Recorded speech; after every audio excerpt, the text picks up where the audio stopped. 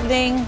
Good evening, and thank you for joining us on 13 News Now Plus for our extended special Election Day coverage. All polls across Virginia are now closed, but we're here with you tonight as the results start to roll in. I'm Janet Roach. And I'm Dana Smith. The nation's eyes are on Virginia right now in what will be a historic outcome as Virginia will welcome its first ever woman governor. At the top of the ticket, Virginians had the chance to vote for Democratic candidate Abigail Spanberger or current Republican Lieutenant Governor Winsome Earl-Sears. And tonight we continue our team coverage across Virginia as voters will also decide contests for Lieutenant Governor and Attorney General, along with all 100 seats in the House of Delegates, including several races across Hampton Roads. And we do have something in right now that the AP is calling Spanberger as the winner of the gubernatorial race. This is our early results in. They are calling Spanberger for Virginia. All right, now, before we get to our reporters out in the field, let's have a quick check on some of the other results. That's right. Connor Real. Connor Real joins us now. Connor, you've been keeping an eye on all of the races. Walk us through what you're seeing on the map so far. Dana, you know patience has never been my virtue. I'm trying to get into it, especially because you guys just announced that the Associated Press has called this race for Abigail Spanberger. So let's dig into our map a little bit and figure out maybe how that happened. We're going to start in Hampton Roads. You can see the blue and red dots. The size of those dots and the color will tell you how big of an advantage and for which party. Of course, the red Republican and the blue Democrat. So let's go straight away to Virginia Beach. Virginia Beach is interesting to me because Virginia Beach has a 51% margin towards Abigail Spanberger, now up to 51.1. You can see the live vote counter. They got 38% of votes counted here. Now, this is the biggest city in the Hampton Roads area. It's going 51% Spanberger. This is especially interesting because in 2021, Virginia Beach went Glenn Youngkin by a small margin, just over 50% in 2021, but it went towards Glenn Youngkin. So with Virginia Beach going Spanberger by a small margin, that maybe is a good symbol of why we are getting the Associated Press calling this race for Spanberger. Now let's explore elsewhere, okay? Now if we look at Norfolk here, Norfolk, a stronghold for Democratic candidates most of the time, and that remains true here in 2025. If you look, Abigail Spanberger, 78% of the vote, with 42% of those votes having come in. Now, if we go up towards the peninsula, let's explore Newport News. Now, just 5% of votes counted in Newport News, so that's a very small number compared to other cities that we're seeing, but a margin for Spanberger, 55.3%. Now, if we look over to Chesapeake, 5%, another small margin, but it is Winsome Earl-Sears, just about 54%. Now, Chesapeake did also go towards Glenn Youngkin in 2021 by a margin that was just over 50%. Now, if you want to get sort of a view of how Virginia breaks down, if you look in this area, you're going to see a lot more red, whereas up by D.C. and maybe down here in Hampton Roads, you'll see more blue. In that Richmond area, the metropolis, the capital, that's going to go more blue. But take a look at Roanoke here. Now, if you look at Roanoke as a county, Winsome Earl-Sears, nearly 60%. But if we can be precise enough to go in on Roanoke City, you actually end up Spanberger, 69.5%, showing that dichotomy between the county and the city. And if you look just over to the left of that, that's Montgomery County. Now, that's in a rural-dominated area that has gone almost entirely Sears. If you look at all the red dots in this sort of western peninsula of Virginia here, but Montgomery County is Spanberger by a small margin. Well, what's in Montgomery County? Well, Virginia Tech University is in Montgomery County. So you have maybe a little bit more of a Democratic lean in that area, with Blacksburg being in Montgomery County. Now let's go back over to Hampton Roads here, and let's just explore up in this sort of Williamsburg region. If you look at Gloucester here, that's a stronghold for Winsome Earl-Sears. That's at 70% for Sears, with 57% of votes being counted. What about over on the Eastern Shore. Northampton County, Abigail Spanberger, 54%, and that's with 93% of votes counted. Northampton County went to Glenn Youngkin in 2021 by a small margin, just over 50% towards Glenn Youngkin. You see right now 93%, and it's Abigail Spanberger at nearly 55%. So a little bit of a breakdown here of how we've ended up so far with this race being called for Abigail Spanberger. Back to you guys for more on all the races here on Election Day. All right, thanks, Connor. Didn't mean to cut you off at the top there. Appreciate that.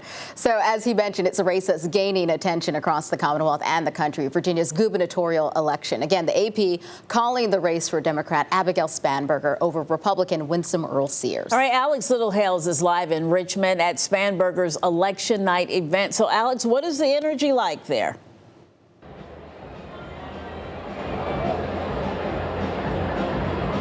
Well, I would suspect that even the most optimistic and hopeful of Abigail Spanberger supporters did not imagine that not only two major network outlets would call, but the Associated Press as well would call the race for Abigail Spanberger essentially within an hour after polls had closed. And so you could probably hear just the raucous crowd of hundreds of people here in downtown Richmond behind me. But what they are responding to are not only the incremental gains that they have seen on the television screen in front of them tonight, but they are excited and ecstatic because of the fact that in front of their eyes, two networks, and I don't even believe that they've even used the AP's calling of this, but multiple sources now confirming and predicting that Abigail Spanberger will be the next, the first female governor of the state of Virginia in the entire history of this Commonwealth. And so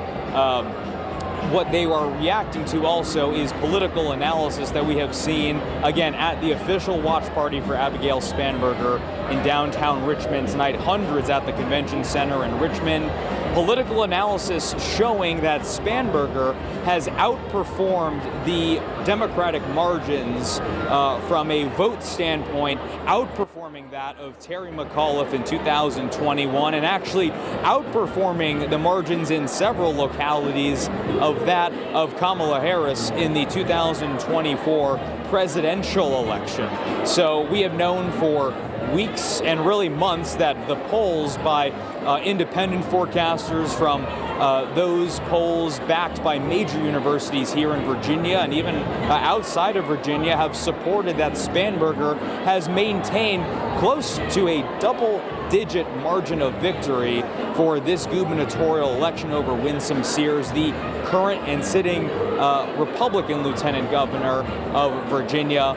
And so, again, the crowd is excited here, and I can also tell you that we have spoken to Congresswoman Jennifer McClellan, who represents the Richmond area and the rural parts of Hampton Roads. We asked her if she thought the federal government shutdown played a big part in Spanberger's potential performance tonight, and she said, frankly, she thinks it does. She is a sitting congresswoman, and she thinks that the Trump administration's policies, including federal workforce cuts, have negatively impacted Virginia, and that is why many are voting for Spanberger, frankly, as a change from the current administration. We also talked to House Speaker Don Scott, who reiterated the idea that essentially many people are frustrated with the promises of the current Trump administration, and that he believed that Democratic voters saw in Abigail Spanberger someone that could shift the narrative away from the first 11 months that we have seen in this current administration.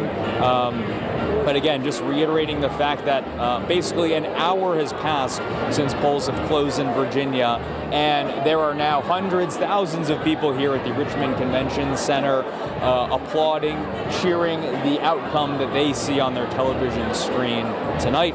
It's also worth noting that it has been noted that the other statewide offices for Lieutenant Governor and Attorney General have not been called yet, and those vote margins seem to be a bit different and less than what Abigail Spanberger is polling at right now in terms of the vote total, but there are still cheers for those respective races as well as they cut in and out of television broadcasting. And so it is quite loud in here and frankly difficult to hear some of our own programming, but I can leave you with, at the moment now, that the crowd is excited, cheering, and frankly ecstatic to get multiple sources of confirmation that Abigail Spanberger is the next governor of Virginia. So still waiting to see who will be not only first on that stage behind me, but when Spanberger herself will appear before this crowd. So reporting live from Richmond, I'm Alex Littlehales for 13 News Now.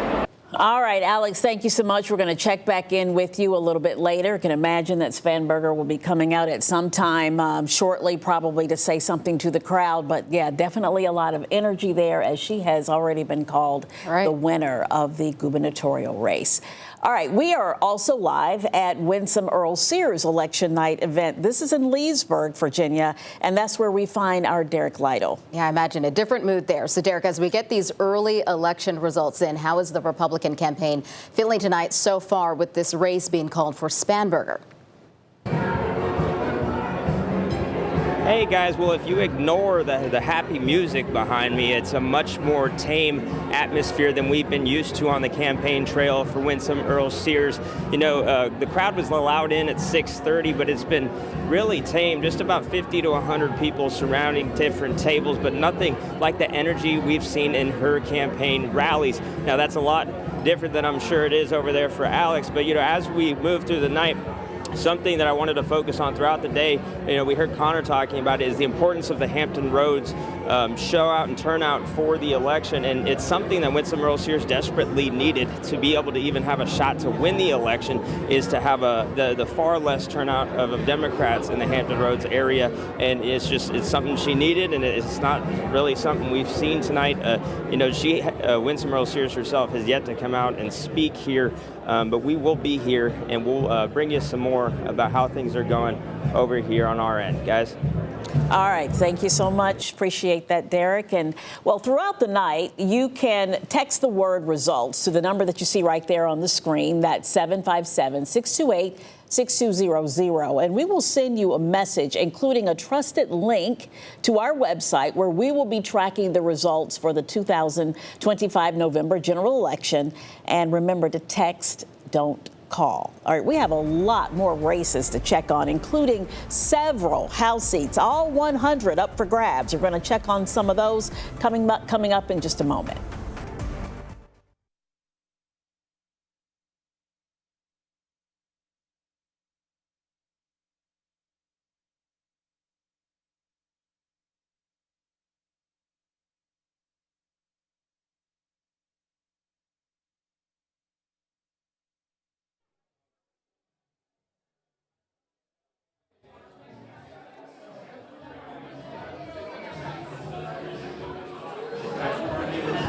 One, two, three, 4, 5, 6, 7, 8, 9. You want to flip that light on for them? They're checking our stuff.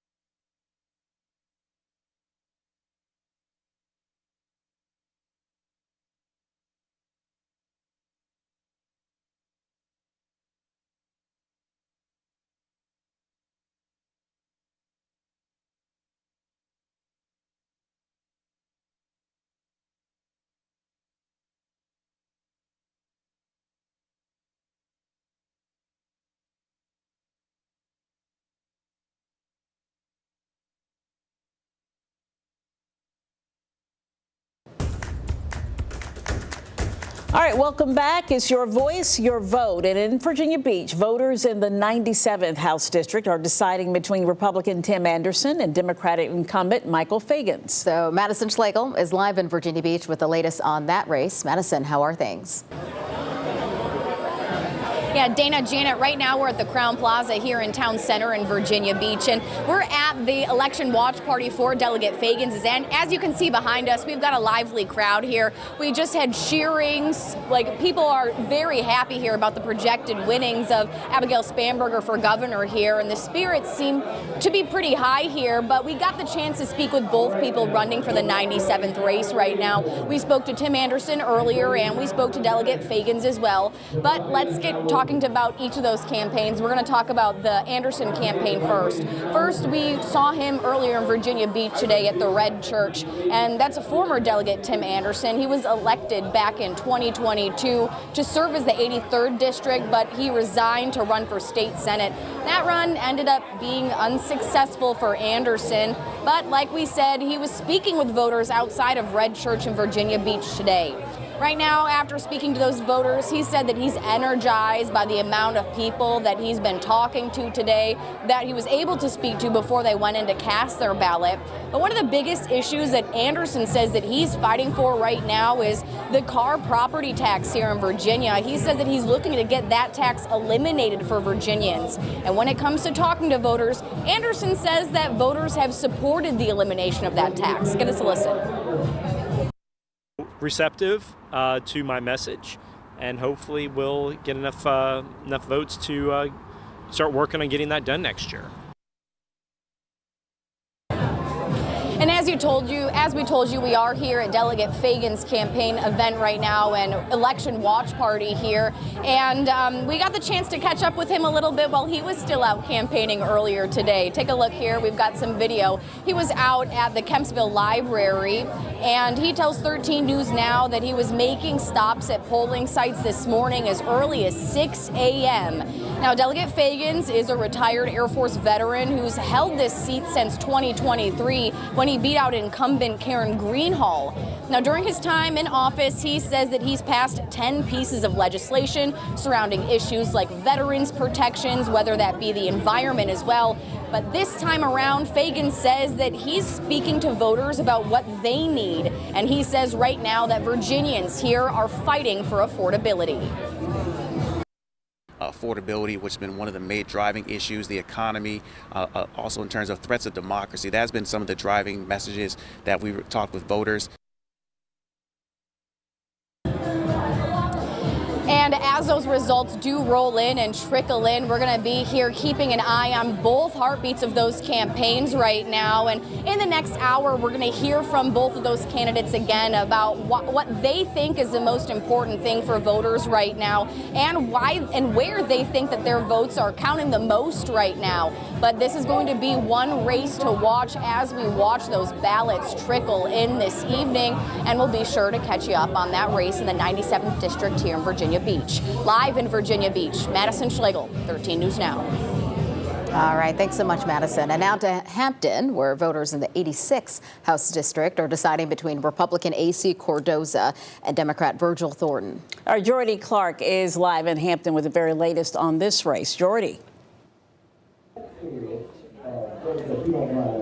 Good evening. So yes, I'm actually here at Virgil Thornton's watch party, and as you can see, got a lot going on here. A lot of voters we've been talking to all day long, and we actually just recently had an interview with Thornton at an earlier voting place, and he really honed in on the fact that he is very community driven, and I think that's what we're seeing a lot throughout these races is how much we want community involved. We talk about all those national issues happening, and it's affecting all the families here when it comes to Hampton and throughout the Commonwealth. And Virgil said when it comes to the 86th district, that is what his biggest concern has been, is how his constituents would be affected by a lot of these issues. And so that's kind of what he's been really focused on, is his community-driven aspect to his campaign. And while the campaign has had its ups and downs when it comes to his opponent and those issues that were lying there that we've been covering throughout the year, again, his focus has strictly been on trying to bring those families together, bring more voters out, especially bringing the younger crowd out as well. And that's kind of been a common theme that we've been seeing throughout the day, is seeing that younger generation kind of be involved in a lot of these politics. And Virgil, who actually has daughters as well, and we've spoken about them before, about getting them involved in civic duties. And that's also something that he hopes to accomplish when it comes to his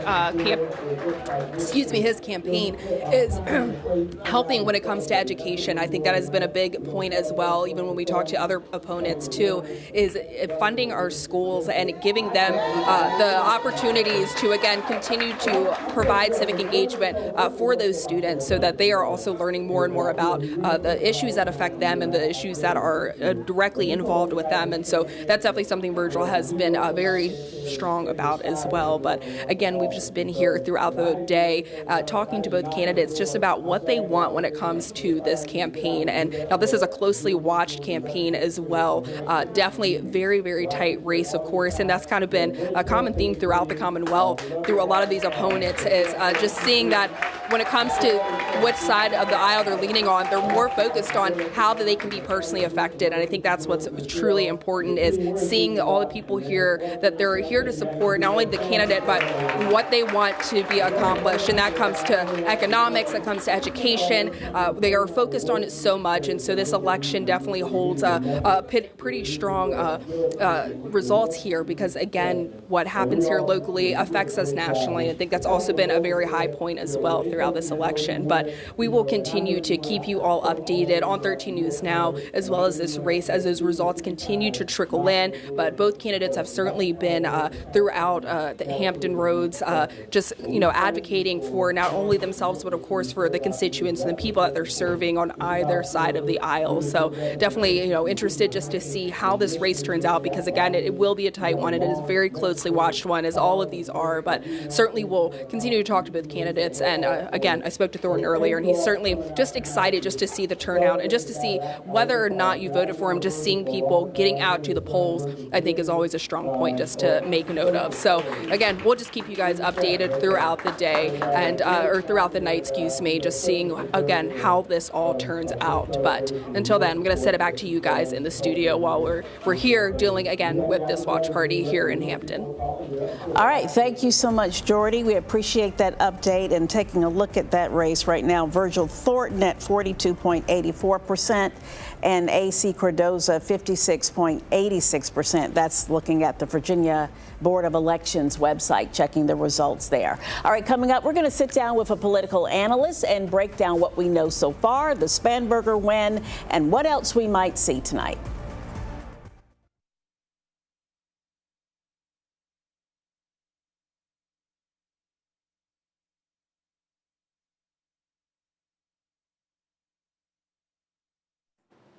The way it came back and Janet was like this, I was like, what is she doing?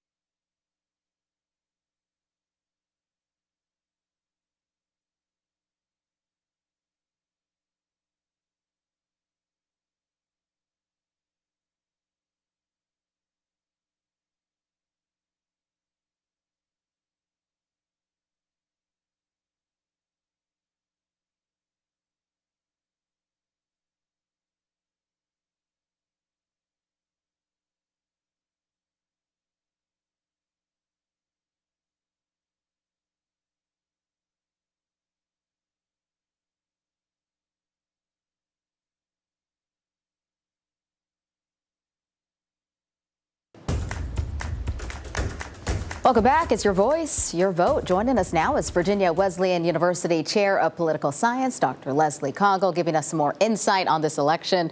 We always appreciate you coming here and really putting things into perspective for us. So the big story of the night so far, Abigail Spanberger, we are calling this election for her right now over Winsome Earl-Sears. You mentioned earlier the polls were showing us that we should expect this. Yeah, so the polls virtually all showed Spanberger winning. I think the real question for a lot of people was by how much, and she seems to have a pretty wide margin now. Do you think that maybe it was her focus on these issues of cost of living versus Earl-Sears' campaign focusing on transgender issues that did it? What do you think really tipped the edge? I think that was definitely part of it, and you have to view at least part of Spanberger's vote as an anti kind of President Trump vote. But I also think Sears ran kind of a messy campaign. They had issues with staffing, they had issues with messaging, and Spanberger ran pretty like an airtight kind of textbook political campaign. She was very on message and very disciplined. So I think part of the story here is just candidate quality. Absolutely. You mentioned that presidential election. So President Donald Trump, he has not had a very favorable rating as of late. Do you think this government shutdown and concerns over the tariffs maybe led into these local votes? I'm certain that's part of it, particularly in places like Virginia, when so many people's jobs and so much of the economy is tied to government function. And I think it's also noteworthy that Virginia has a slightly higher population in terms of education and kind of political interest, in part because of our proximity to Washington, D.C. So I think Virginia voters were definitely aware going into this election, this campaign, about all of these national issues that were sitting out.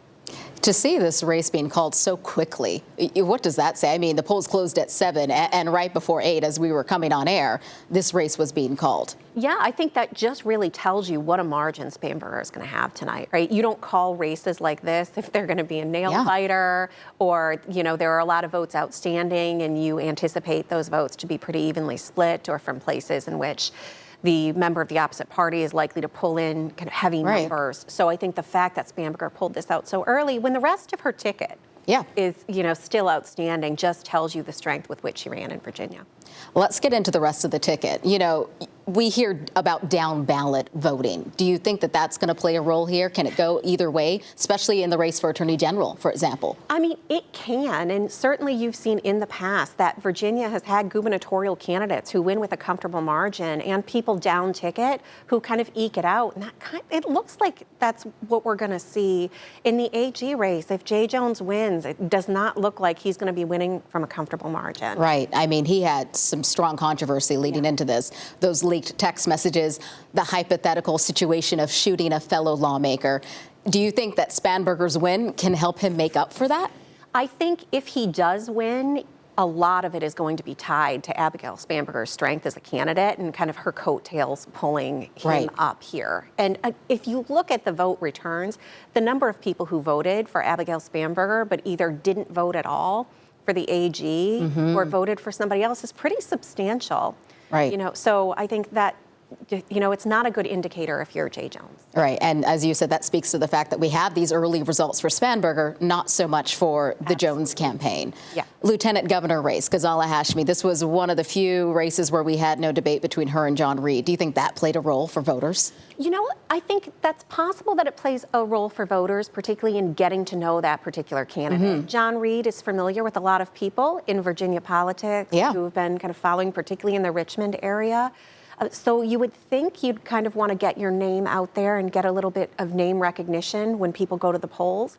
But also, if you anticipate the gubernatorial candidate being pretty strong, then maybe the assumption is just sit back and avoid controversy and hope, you know, you kind of ride up in the coattails here. Yeah, absolutely. Spanberger will just kind of pull them across is maybe the hope there.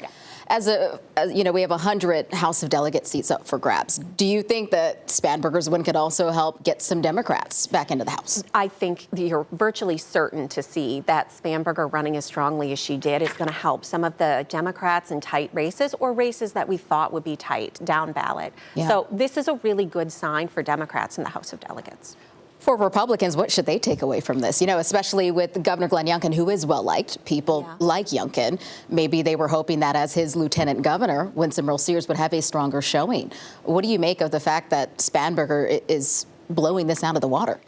You know, I think one of the things that you could say, you can critique a lot about Sears' campaign and her candidacy and maybe the ways in which she could have been a stronger candidate. But the Republican Party did not put a lot of elbow grease into helping Winsome Sears in this election. President Trump didn't endorse her. If you look at the money coming into this campaign in the last 3 weeks, it has gone to Jason Miyares. It has not gone to the top of the ticket. President Trump's, very close advisors have said some really nasty things publicly about Sears. So to the extent that Republicans are trying to figure out what went wrong, I mean, part of it is that they just wrote off this race. It looks like they wrote off this top of the ticket race before it even started. Yeah, it seems like Jason Miyares may be the strongest candidate on the Republican side. And that's really what we got to keep an eye on with this. Absolutely. All right. Thank you so much, Dr. Coggle, for your insight on this. When we come back after a short break, we'll take another look at the latest count of your votes. Stay with us.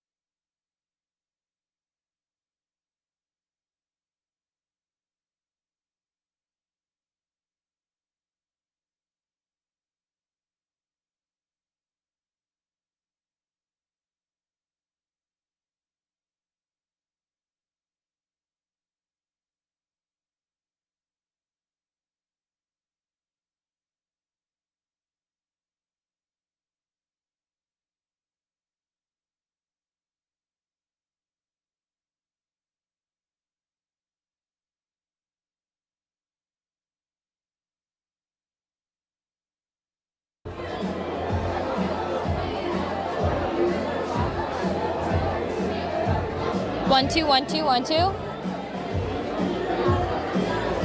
Awesome. Do you know our hit sign by chance?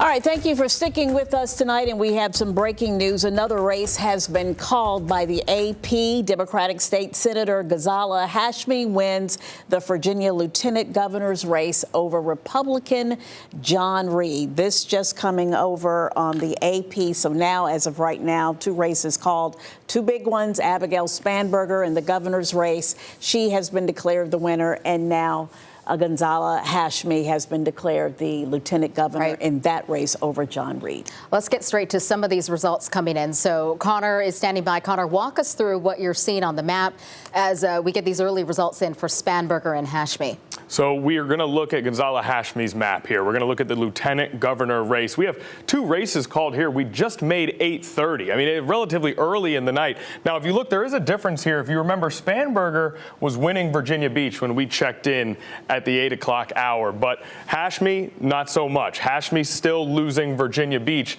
So that is a city that went Youngkin in 2021, going John Reed with 46% of votes counted. But then let's check this out. Northampton County. Northampton voted for Governor Glenn Youngkin in 2021. Ghazala Hashmi, 52.2% of the vote in Northampton, and there are 92% of votes counted here. How about this right here? Let's check in on James City County. James City County went for Glenn Youngkin in 2021. They were red in 2021, but Ghazala Hashmi, 51.5% in James City County. And now we're going to toss to Governor Abigail Spanberger at the podium. All right, let's go straight out there. Abigail Spanberger taking the podium.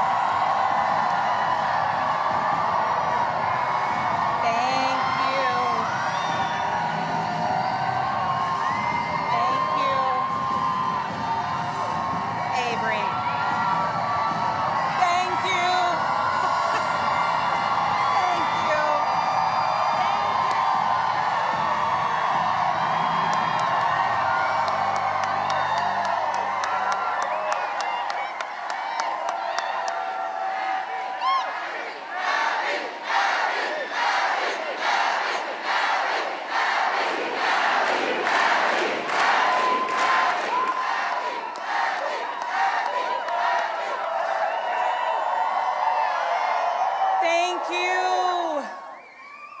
Thank you. Thank you.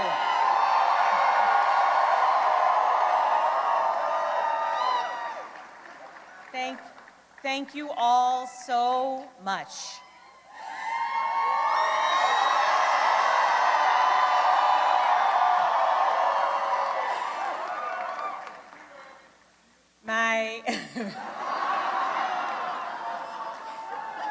My fellow Virginians,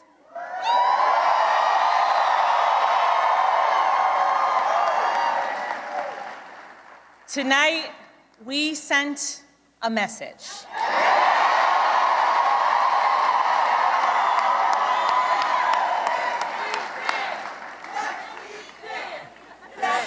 We sent a message to every corner of the Commonwealth. A message to our neighbors and our fellow Americans across the country. We sent a message to the whole world that in 2025, Virginia chose pragmatism over partisanship. We chose our Commonwealth over chaos.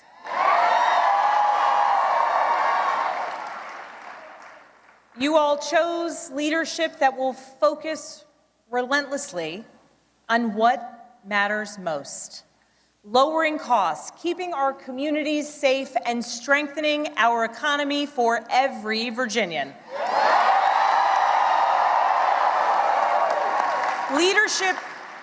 Leadership that will focus on problem solving, not stoking division.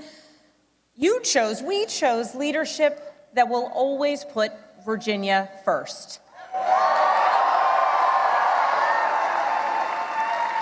And Virginia, I cannot wait to get to work for you.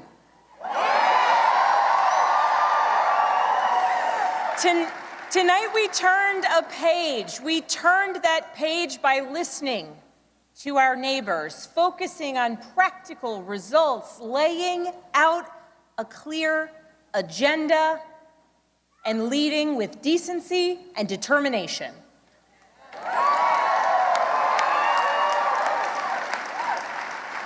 To everyone who helped us achieve this win, from the bottom of my heart, I thank you.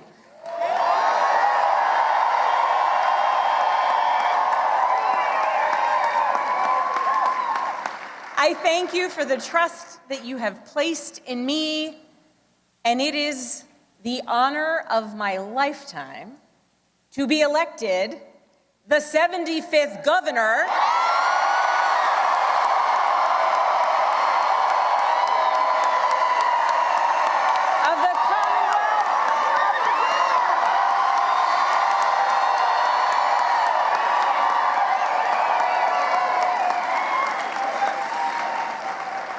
I would like to thank my opponent for a hard-fought race.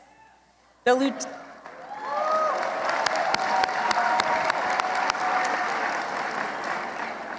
Lieutenant Governor's story, her military service, and her years of service here in Virginia deserve our respect and our gratitude, and I ask that you join me in wishing her and her family well.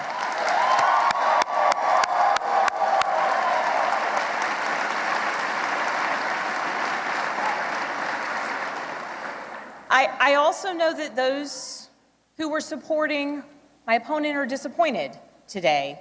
And to those Virginians who did not vote for me, I want you to know that my goal and my intent is to serve all Virginians.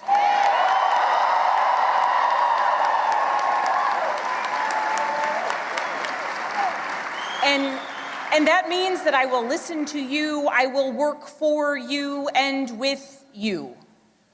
That is the approach that I've taken throughout my entire career. I have worked with anyone and everyone, regardless of political party, to deliver results for the people that I serve. And that's because I believe in this idea that there is so much more that unites us as Virginians and as Americans than divides us.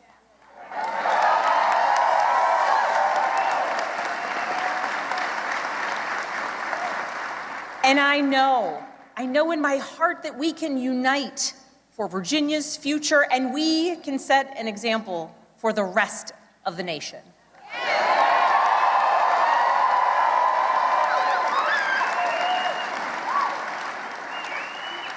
Our founders understood this from the very beginning. They didn't choose to call Virginia a commonwealth by accident. They chose it to signify that our government would be based on the power of the people united for a common good. Not for a political party, not for a president, not for a monarch, but for a common good, together. And tonight, Virginia proved that that tradition is alive and well. We are still a commonwealth in every sense of the word.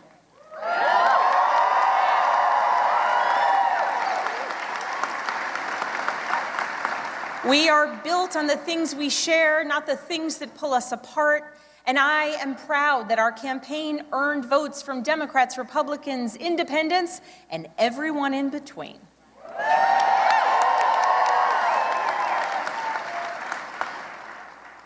That's the Virginia I know, that's the Virginia I love, and that's the Virginia I will have the honor of serving as your next governor.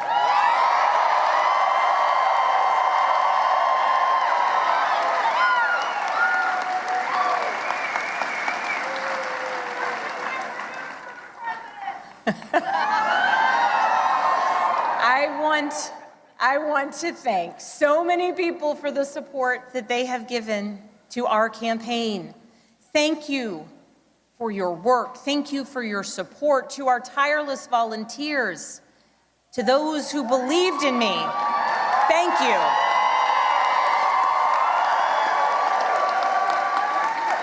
Thank you for devoting your time, your energy, and your conviction to this campaign. Thank you for braving the weather, the heat, and then the cold, and then the rain, and then the sun. It's Virginia after all. Thank you. Thank you for talking to your neighbors about the importance of this race. Thank you for recognizing that when we went person to person engaging, that we could bring people not just into supporting our campaign, but into engaging in our democracy. Thank you. We won this race because of you.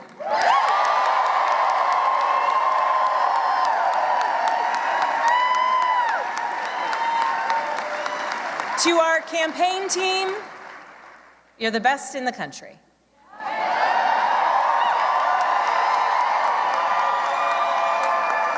Every single member of our team, every single one of you, you work tirelessly for the change, the progress, the policies, the connection, and the respect that you want to see in our communities.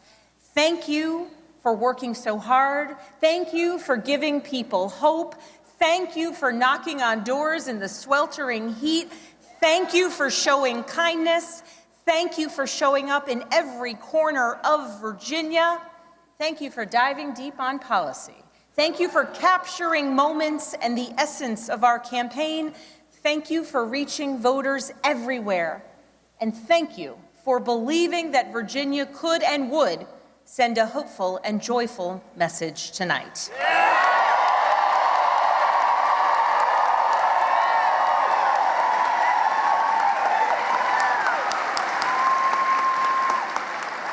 Thank you for giving everything to this campaign and then some. And thank you to my family.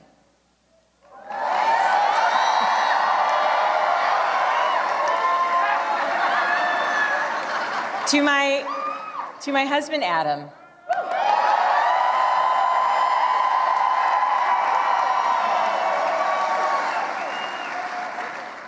My partner in everything.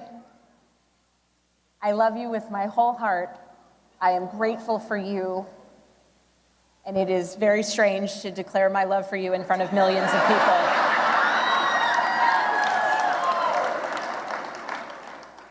But every adventure we have ever been on has been worth it because you have been by my side.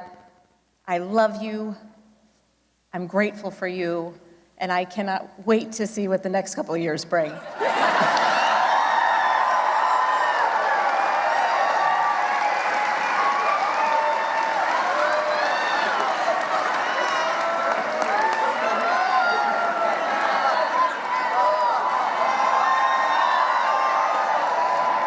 To my daughters, Claire, Charlotte, and Catherine, you inspire me and motivate me every single day.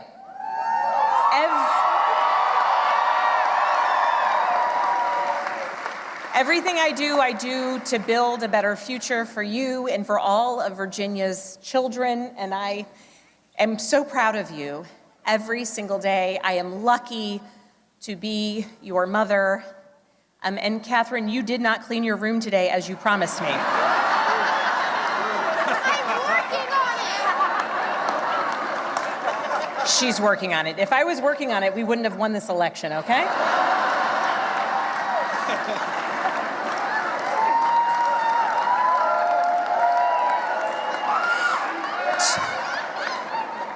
To my sisters, my dearest and earliest friends,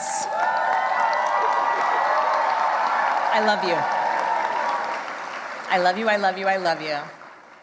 To my friends who have traveled from around the world to be here with me today, thank you.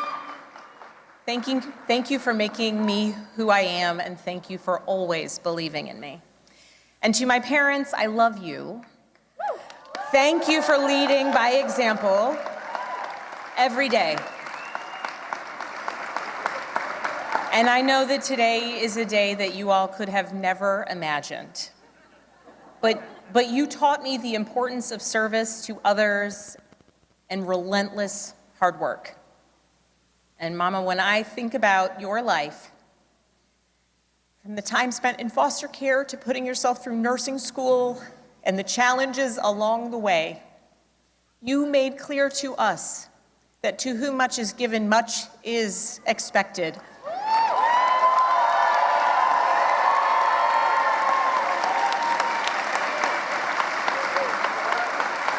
And you have given me so much, born of your own struggles and your own challenges, and I know much is expected. And Dad, thank you for your example of service and tireless devotion to family and country. Nothing has made me prouder than to follow in your footsteps, so many steps along the way. I love you.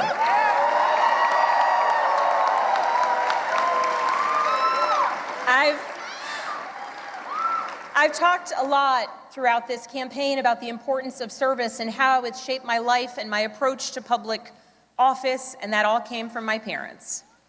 But this commitment to service, it is not unique to my family. It's ingrained in so many of Virginia's families. It is part of Virginia's story. Here in Virginia, this is where American democracy was born and where we are still working to perfect it today, where James Madison built the framework for our Constitution to protect us from tyranny, where Washington and Jefferson fought to establish a government of, by, and for the people.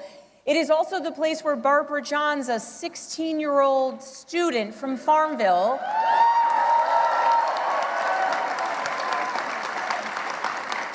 led a walkout of students that became part of the Brown versus the Board of Education case to integrate public schools.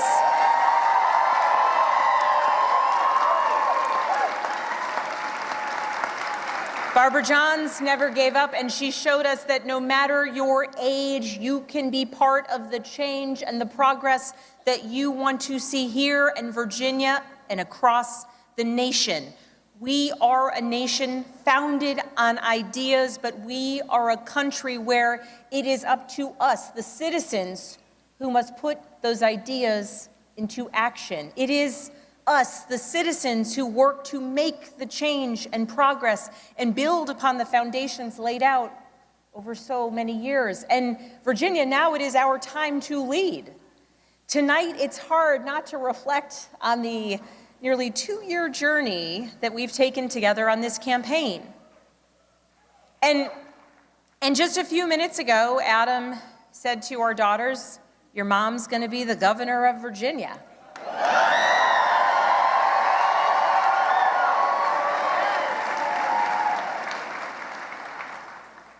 And I can guarantee those words have never been spoken in Virginia ever before.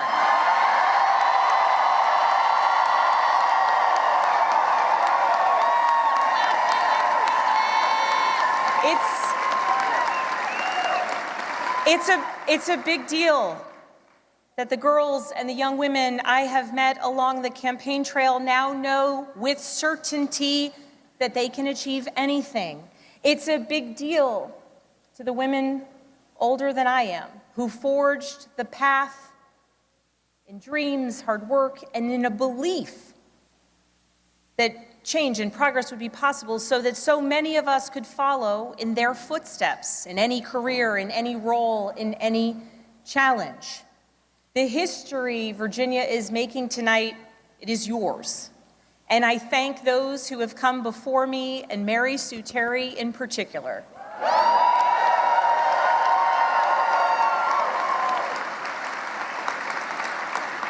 She was the first woman elected statewide in Virginia. And because of her and the continued work of so many, there will be many more women to come for generations to come.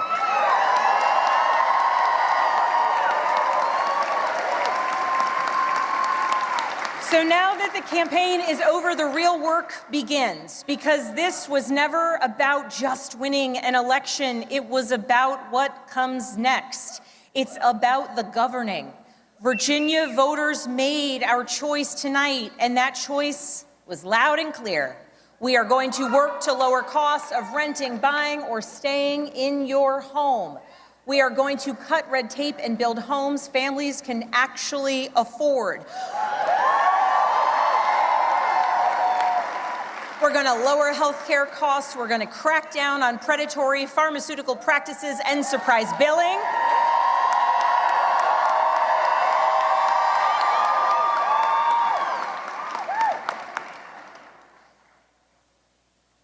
And we're going to produce more energy, and we are going to lower costs, and we're going to do it by producing more energy here in Virginia, and we're going to make sure that large utility users make sure that they pay their fair share.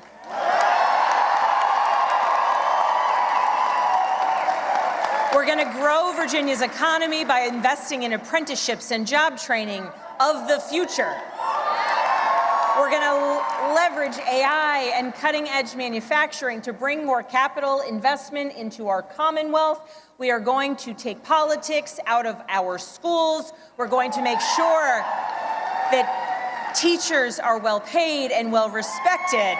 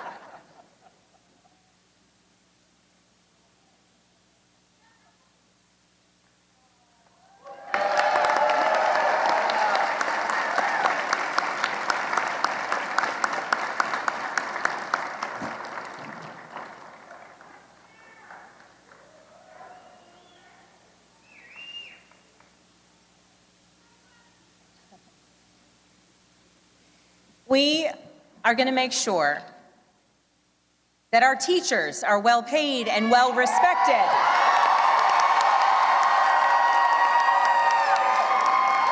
So that our students can focus on actually learning, and so that parents know that their children will succeed. And And we are going to make our communities safer by providing the training, pay, and support that our law enforcement community needs and deserves.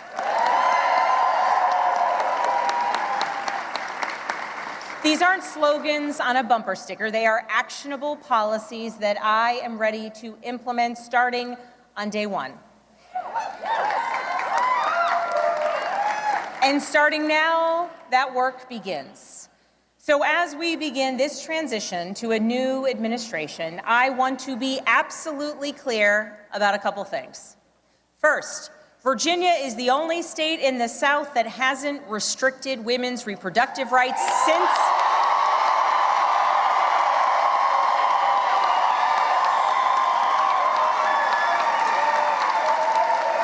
the Dobbs decision, and under my watch, it will stay that way.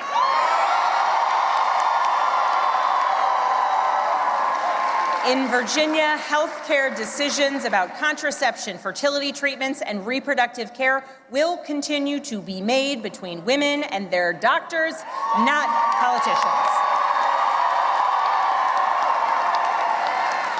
That's a promise I've made and a promise I intend to keep. Second, I will always stand up for Virginia workers, always.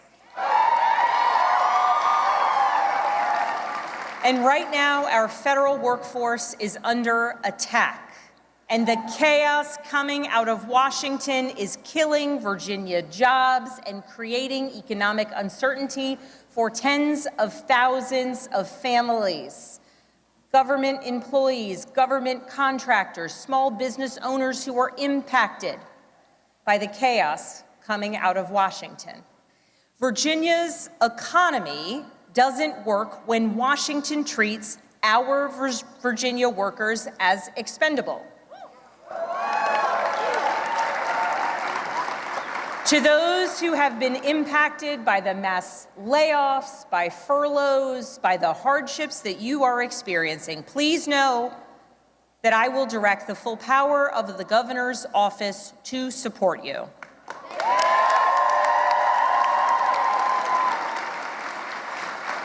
And to those across the Potomac who are attacking our jobs and our economy, I will not stand by silently while you attack Virginia's workers.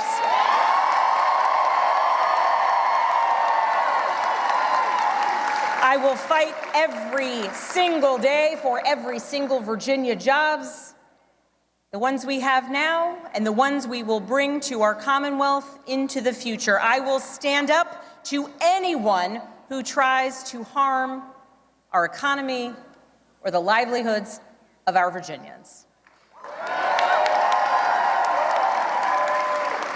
As governor, my job will be to put Virginia first, full stop. And tonight, as the governor-elect, I call on Congress, Republicans and Democrats, and our president to make real progress on bringing this shutdown to an end.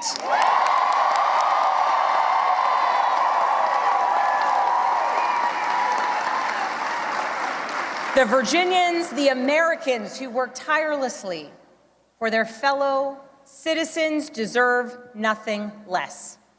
I know we're living in a time filled with chaos. We live in a time marked by uncertainty. And along the way, we do our best to try and explain it to our kids. I know the list of challenges that we are facing is long, but I also know that the only way we're going to solve these problems is by tackling them together.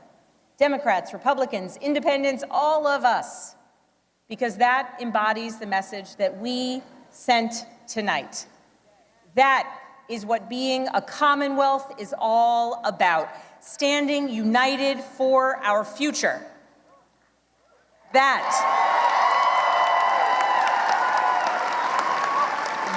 is what Virginia is about. So let's show the world what we're made of. Let's get to work. Thank you all so very much.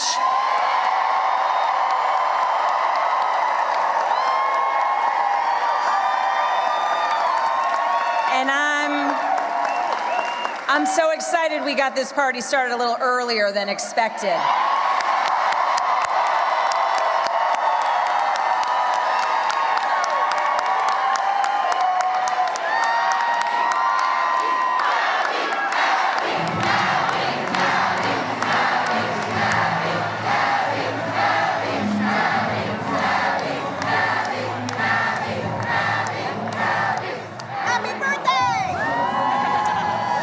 right, Spanberger coming out to a very energetic crowd, yelling, "Abby, Abby." That's how it began, and that's how it ended. And she says she has sent a message to the whole world that Virginia chose pragmatism over partisanship, commonwealth over chaos. Yeah.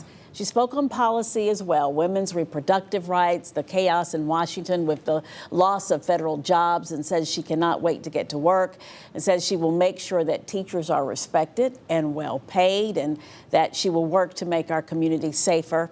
She's going to be the 75th governor of Virginia, and of course, as you know, the first woman governor in Virginia's history. And she did make a point of that this election is historic for her, being the first woman. She said to her kids, you know, that her husband told them, your mom's going to be the governor, and that's never been said before in the state of Virginia. She also mentioned she's going to serve all Virginians, Democrats and Republicans, saying there's more that unites us than divides us. She said she wants to set an example for the rest of the country.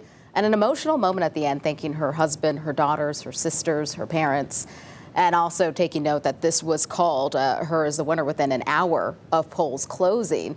She said she's excited that she could, quote, start the party a little earlier. A little early. And she did thank Winsome Earl Sears, too. She did. She recognized the hard work that Winsome Earl Sears has done for the state of Virginia, and that was a good moment, too, in a show of bipartisanship. But always a mom, because she called out her little girl for not cleaning up her room. That was a moment. That was a moment. Always a mom. All right. So, we'll be continuing to follow her victory. And again, Lieutenant Governor, that race has been called as well for Ghazala Hashmi. So, and we're still waiting on the official word on the race for Attorney General, another big race on the ballot. That's right. So Democrat Jay Jones running against Republican incumbent Jason Miyares. Let's go to Brianna Fallon. She's standing by live in Virginia Beach with the latest. Brianna. Yeah, just over 2 hours since the polls have closed, and we're out here at Miyares' campaign event where tensions are very high. I mean, just take a look for yourself. You can see several people around chatting and just paying close attention to those results on the screen. Now, again, the stakes are very high this election. Again, we're at Republican incumbent attorney Jason Miyares' campaign event, and while the votes are tallied, supporters of Miyares continue to flow into the room, anxious to see final results tonight. When we talked to Miyares a few weeks ago, he said the safety of Virginians is his top priority, and that's why while in office, he joined several lawsuits and created initiatives to combat violent crime.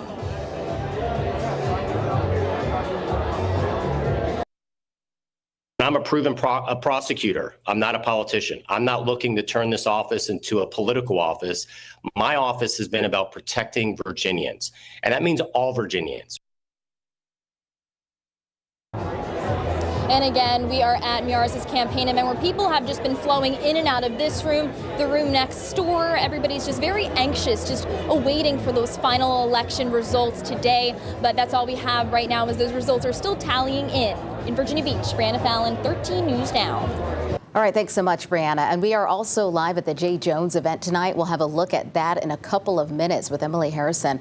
And remember, throughout the night, you can text the word results to the number on your screen.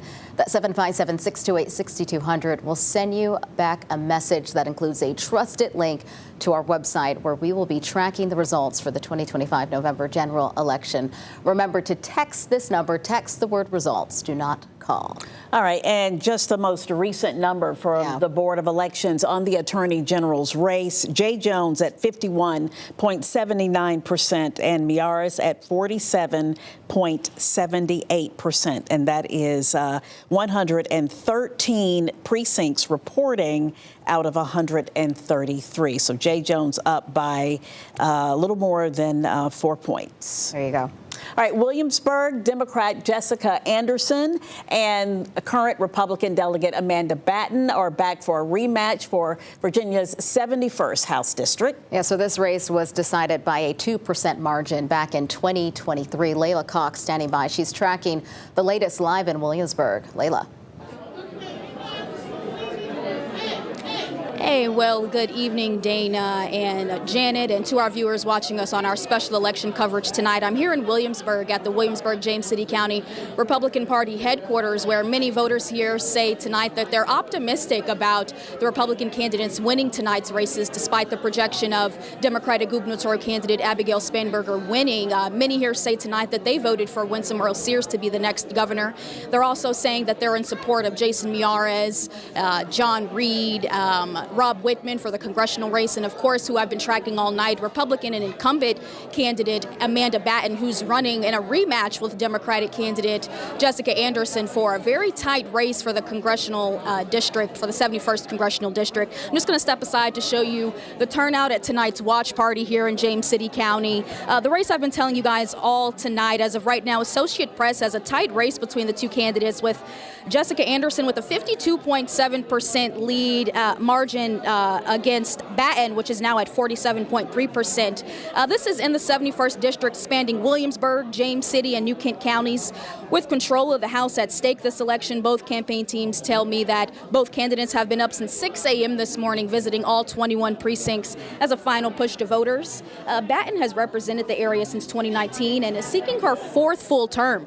During her campaign, Batten emphasized her years of experience in advocating for legislation that benefits the 71st district. A little bit of background about Batten: she serves as the caucus chair of the House Republicans, member of the House Commerce and Emergency Committee, and also House Rules, House Education, and House Public Safety Committees. As the delegate for the 71st district, she's carried out bipartisan legislation to improve safety on college campuses and expand access to mental health care. I spoke with her a little while ago. She says if reelected, she will continue to work to reduce state-imposed regulatory burdens that result in higher costs for Virginians. And Virginia voters say economy is the top issue facing the state right now. She says she remains committed to ensuring that the local economy is more diversified and affordable. Now, the race between incumbent Batten and Democratic candidate Jessica Anderson will be one to watch tonight. As Dana mentioned, this race was called by just a 2% margin back in 2023 and a 667 vote difference. Now, let's hear a little bit from Batten as I spoke with her as she entered tonight's watch party ahead of the final votes waiting for the elections tonight.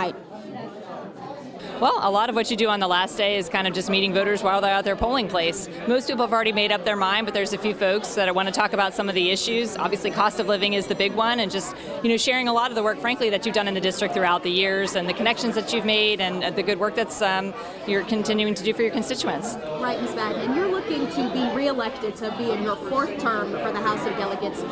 What platforms will you continue to push if you are reelected for voters that don't know about all the work that you've done? Sure. Cost of living is obviously the big one. We've heard about it over and over again on the campaign trail. We've seen it in our polls. We've heard a lot about the car tax this year. I actually co-patroned some legislation earlier this year that would gradually eliminate the car tax, work to do that. I think you'll see more of that. Education is still a big issue. We still have some, COVID-related learning loss. What are the education initiatives that we can take to make sure that our kids are back on track so that they're competitive in today's really challenging work environment?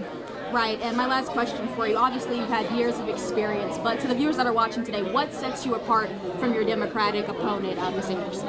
I would say my experience. I've been working in my district for well over a decade now, obviously as a legislator now, but prior to that as a legislative aide. So I really do understand the concerns of my constituents. It's a very diverse legislative district. You've got the city of Williamsburg, of course, with the college, but then you have some really rural areas out in New Kent. And binding it all together is the fact that New Kent and James City County remain two of the fastest growing localities in Virginia, which poses a lot of great opportunities, but also some really unique challenges. And I've been there on the front lines, for years now, working on those issues and connecting with people to make sure that we've got solutions that work for our community. Awesome. Thank you, Ms. Batten, for your time. Is there anything else that you'd like to say as we're waiting for the election results tonight? No, just appreciate all the people who turned out and vote. It's always great to see, all of your volunteers and activists that are out and that they're engaging in the process.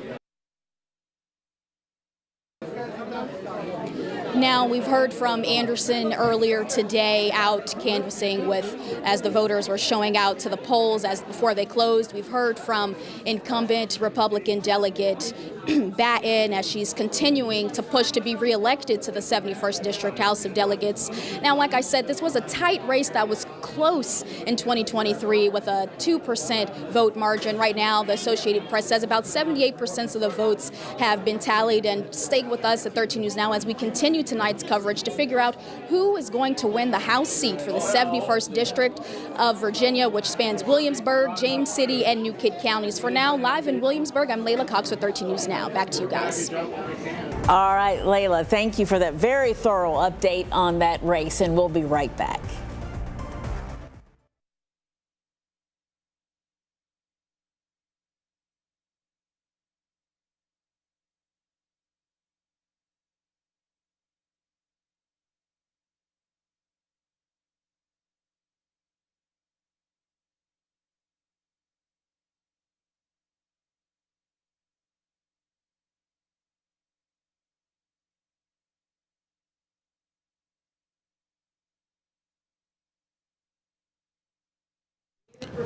Top of the 9 p.m. going as scripted. We switched IFBs. No. Mic check, Janet.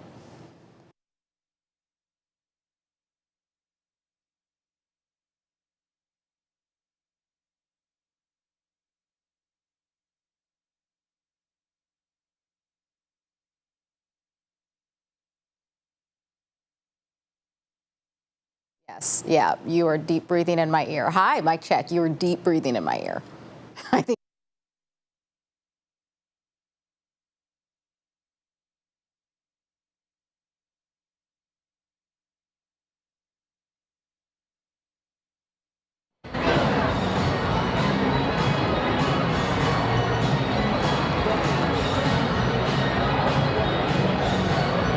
Yes, check 5, 4, 3, 2, 1.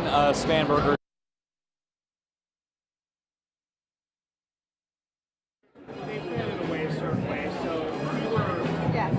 Hey, can you hear me?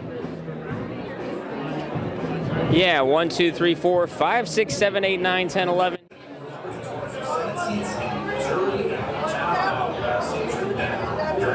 One, two, three, 4, 5, 6, 7, 8, 9, 10, 11. What are the chances? Because like it's looking a little pitiful in here.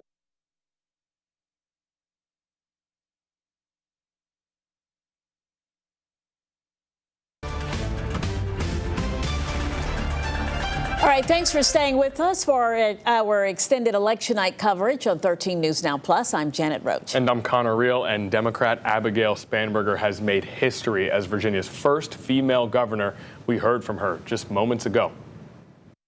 My fellow Virginians,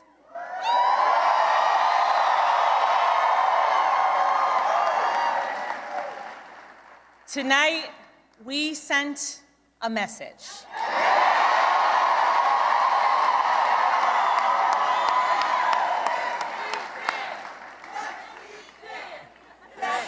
We sent a message to every corner of the Commonwealth. A message to our neighbors and our fellow Americans across the country.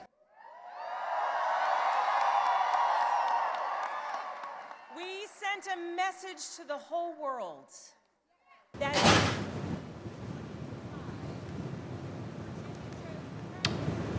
And just 30 minutes ago, the Associated Press called the lieutenant governor's race for Democrat Gonzalo Hashmi. And we have live team coverage tonight with reporters covering our major statewide races and several House of Delegates contests. All right, we're going to start with Alex Littlehales. He is live in Richmond, where again, Abigail Spanberger has been declared Virginia's next governor. Still pretty loud in there, Alex. It is loud. Spanberger, now Governor-elect Abigail Spanberger, just left the stage to my right about 10 minutes ago. And she had mentioned, and the sound we had just heard was, this idea that they sent a message to all corners of Virginia with tonight's results. And I think a lot of the speech that you heard just now from her was sort of reiterating and doubling down on the brand of her campaign, which has sort of been, a campaign based on the idea of decency in contrast to the Trump administration. She made a specific note that she wanted to govern with decency for not just Virginians who voted for her, but even Virginians who still cast their ballot for her opponent, Winsome Earl Sears, independents who she says that she was thankful to get some of the votes for.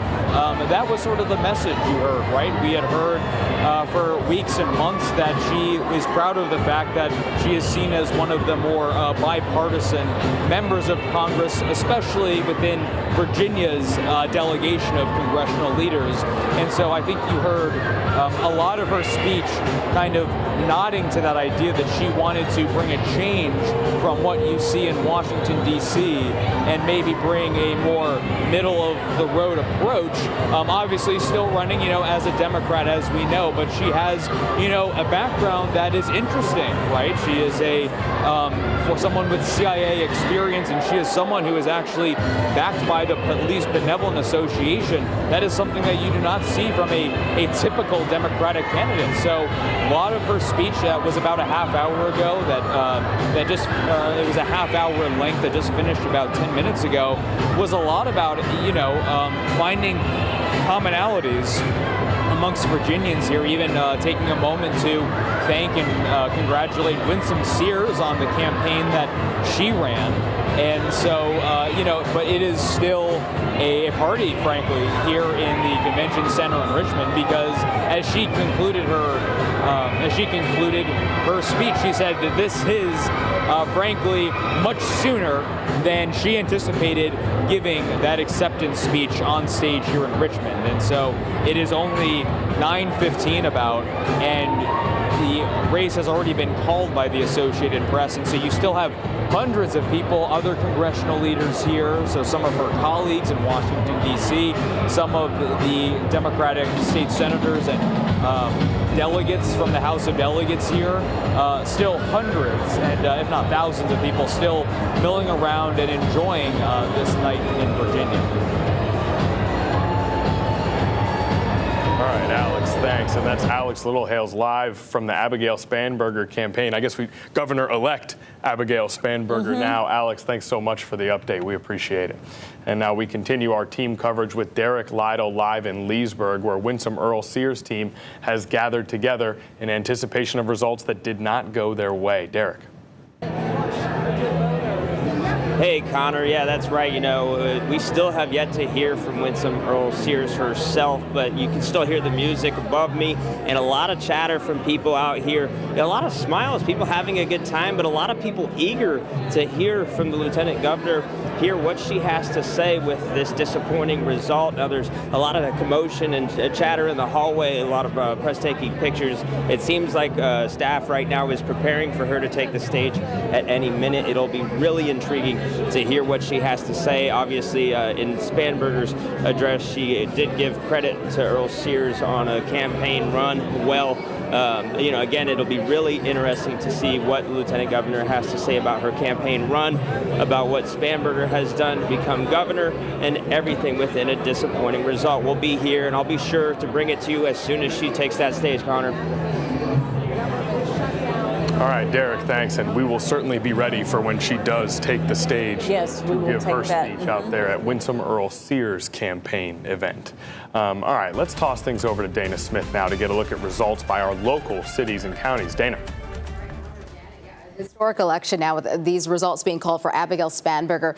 Taking a look at the map of Virginia here, you see a lot of blue versus the red. We're going to look at some of these local results and how they're stacking up. So first, going to our area, this is Virginia Beach. Right now, 52 for Abigail Spanberger, 47 for Winsome Earl Sears. This is with 50% of the votes in. I'm just stepping off the screen so you can see it a little bit better.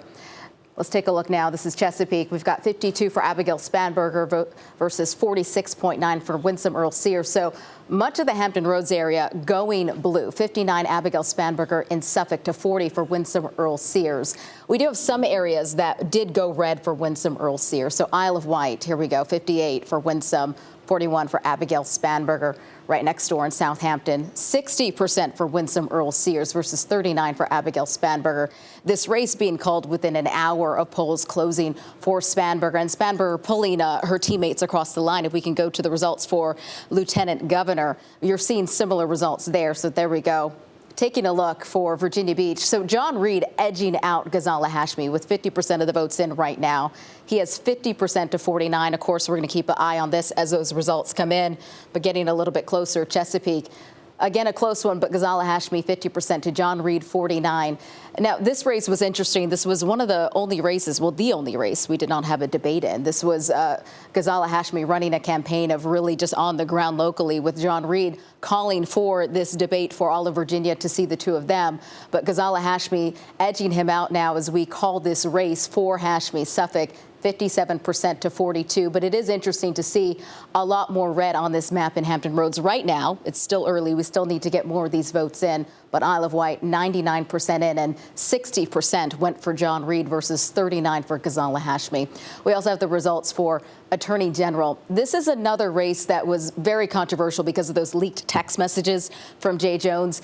And we weren't sure how this one was going to go with that controversy, but as you can see, we do have some some blue and some reds down here. Let me move this so we can see it a little bit better.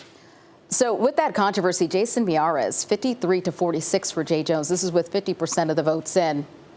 Right next door in Chesapeake, similar, 50% for Jason Miyares, 49 for Jay Jones. This is interesting considering these two cities did go for Abigail Spanberger in these earlier votes coming in, but now with just the quarter, 33% coming in, Jason Miyares has that edge in our area.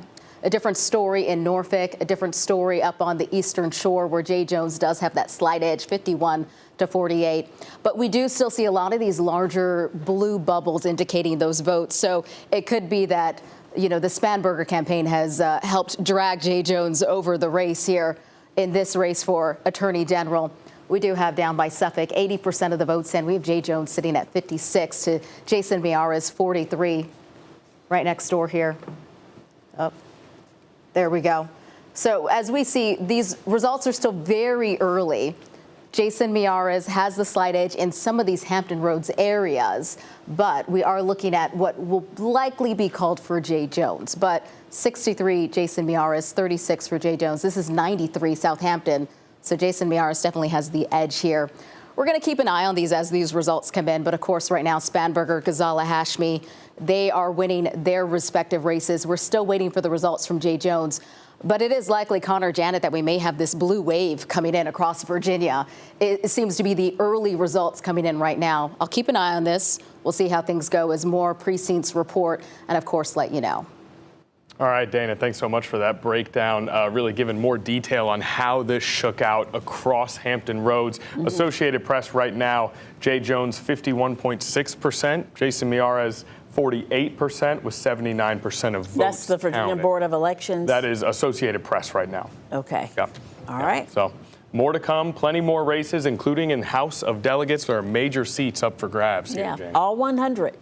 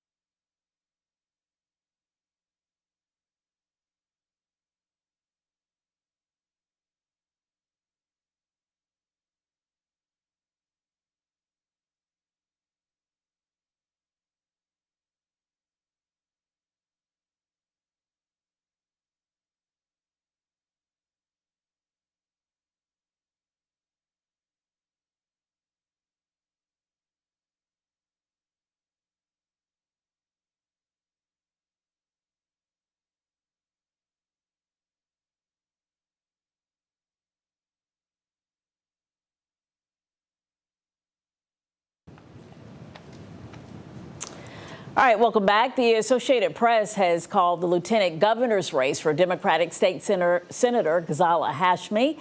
She's in Richmond with Spanberger, and we're waiting to hear from Republican John Reed's campaign. Now, this is video from earlier at his watch party in Glen Allen. All right, we're joined by two political analysts, Leslie Cago from Virginia Wesleyan University and Eric Claville from Norfolk State University. But I'm hearing that Winsome Earl Sears is taking the podium. Is that correct? All right, let's go to her really quickly first. Love you more.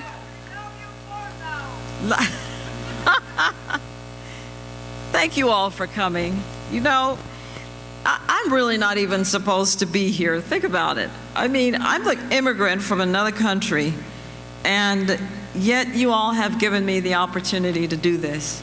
This is such an amazing thing for me. Really, even when I had the protesters from the other side, I looked at them in wonder. They thought they were hurting me, but they weren't, because I thought to myself, this is America. It's amazing that we can protest each other and go home and cook dinner for the kids and not wonder who's coming to get us.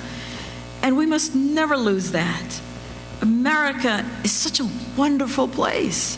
I don't think we know that. I'm watching people teach their children to hate their country. Why would you do that? Where else are you going to go? And so I thank you.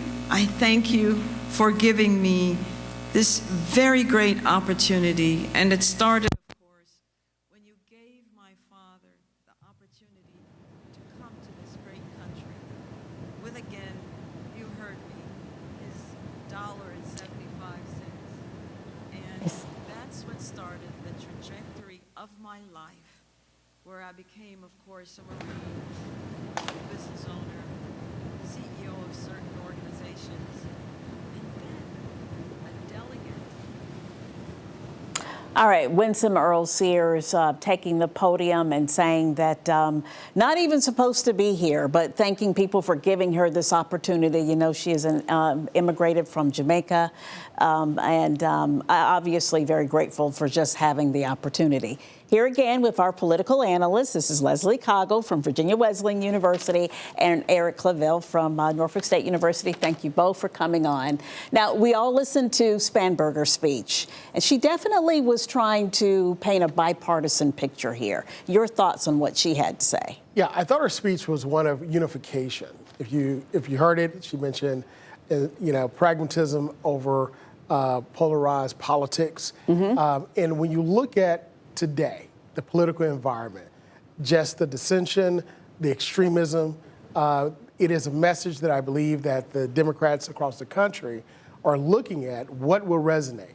You know, keep in mind, with the economic woes that everyone is experiencing, based upon the policies coming out of Washington, for the most part, solely from that, whether it be DOGE, whether it be the government shutdown, whether it be the cut of jobs, the furloughs, layoffs. Medicaid, health care. Absolutely. You know, individuals saying, you know what we have now is simply not working. We need to try something else. And I think she captured that. I think the National Democratic Party have captured that. And I think moving forward, if they can continue to message around unification, economics, and a people's movement, then I think they have a winning message across the board. And I think we're going to start to see that as we have in New York, New Jersey, and even possibly California. Okay. I want to talk a little bit more about her speech, but let's go back to Winsome Earl Sears. We had a little bit of a technical problem. She's still speaking, so let's listen in.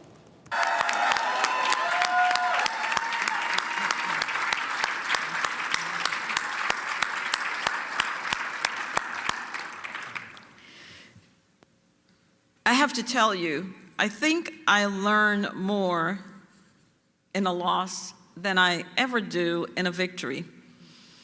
And I think there's just something about that. And it builds you. It's either going to tear you apart or it's going to build you. Well, I don't tear apart. That's right. I have God. I don't tear apart.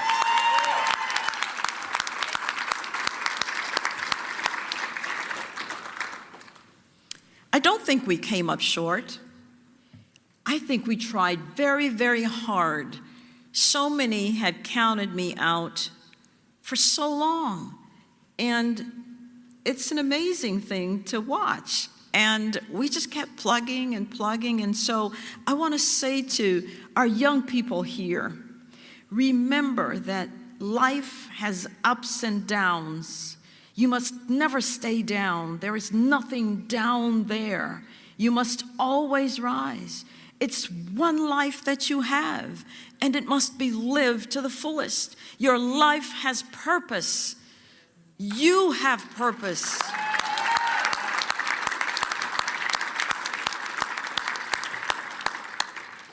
I have just called Abigail, and she did not answer, and she doesn't have to answer. No, she doesn't have to answer. I think she's busy. So it went to voicemail, and I left her a voicemail, and I asked her to please consider all of us Virginians, that she will represent all of us and not just some of us. And I wished her success. If she is successful, Virginia will be successful. That's what I wish for her. And I asked her to support policies that will unite us, that will not divide us, that will strengthen our families and keep us safe. And that if I can ever be of help doing that, I'm here. I'm ready to volunteer. After all, apparently I have nothing else to do. But volunteering isn't something that's new to me. I mean, I ran a men's prison ministry, one of the best things I think I've done, apart from my husband, my children, etc. And then, of course, when I also ran a women's homeless shelter, just the fact that I would be able to shape lives, to tell them, you're not done yet. You're done when you're in the grave. But until then, God has given you breath, and you must use it. And when you are in a place, you must serve others. You must never be about your own self. And so that's one reason I'm here. You know, I came back into politics because I believed I was called. I saw test scores, and I thought it was a good education that lifted my father out of poverty, and it's a good education that will lift all of us out of poverty. And when I was vice president of our state board of education, I was never laughing if a principal or a teacher or a school board person stood before me, because our children don't get do-overs, and they weren't learning. So I hope that Abigail considers school choice, opportunities for our children to excel. It can't but be just one path. No. How dare you stand in the doorway of a parent that says, I want something different for my child. Please give me the money. I am low income, but can you give me some money that I can choose a school that I believe is best for my child? We've celebrated the 71st anniversary of Brown versus Board of Ed. And what was that about? Was it about the worship of a brick building? No. It was about the parents being able to decide where to send their children to school. That's still the option that parents want to have.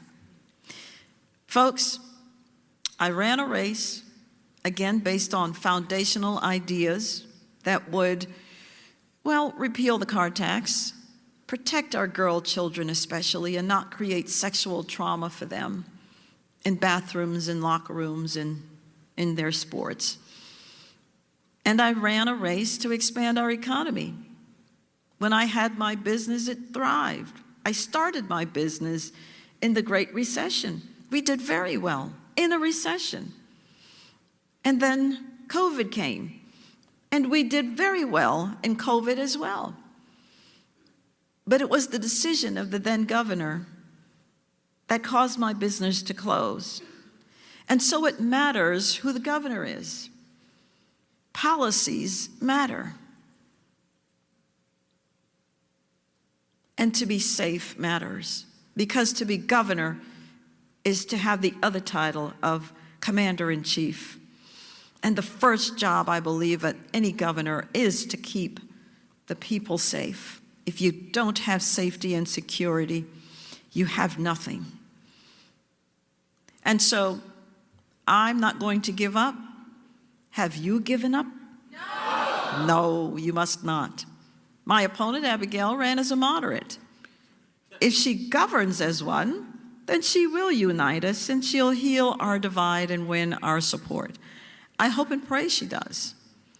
But all should note, I don't consider this a loss, because remember, I've always said this, I'm a Christian first and a Republican second, and that's the way it always will be, because no political party has ever given their life for me.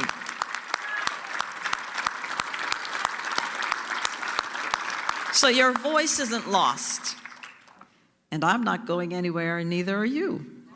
Virginia is not a radical leftist state, and we will hold to account anyone who tries to impose on us the ideology of the left. We must offer our hands of cooperation, but the gesture comes with a warning. Do not tread on me.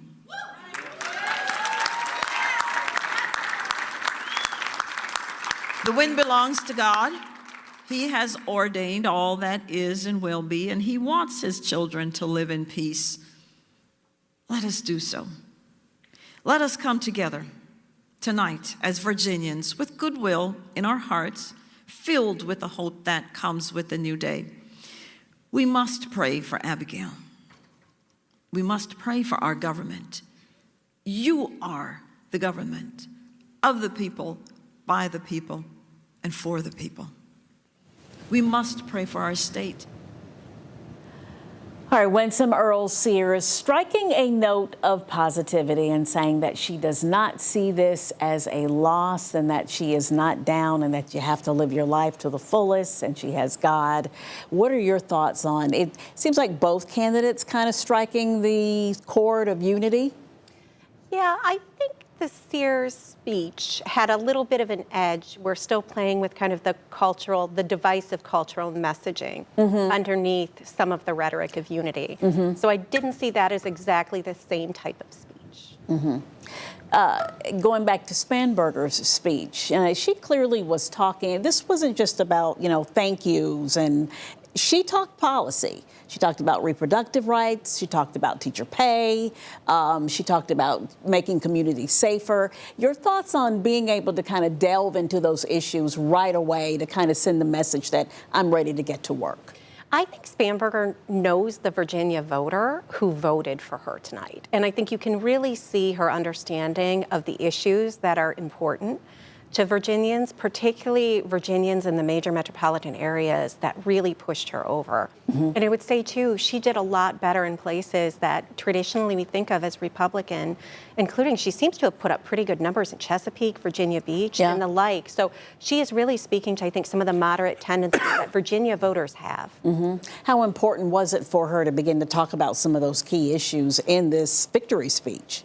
I think it's very important. As we were in the back, we were looking at the map. And there were, in the last election, 2021, you saw west of Richmond all red, all Republican.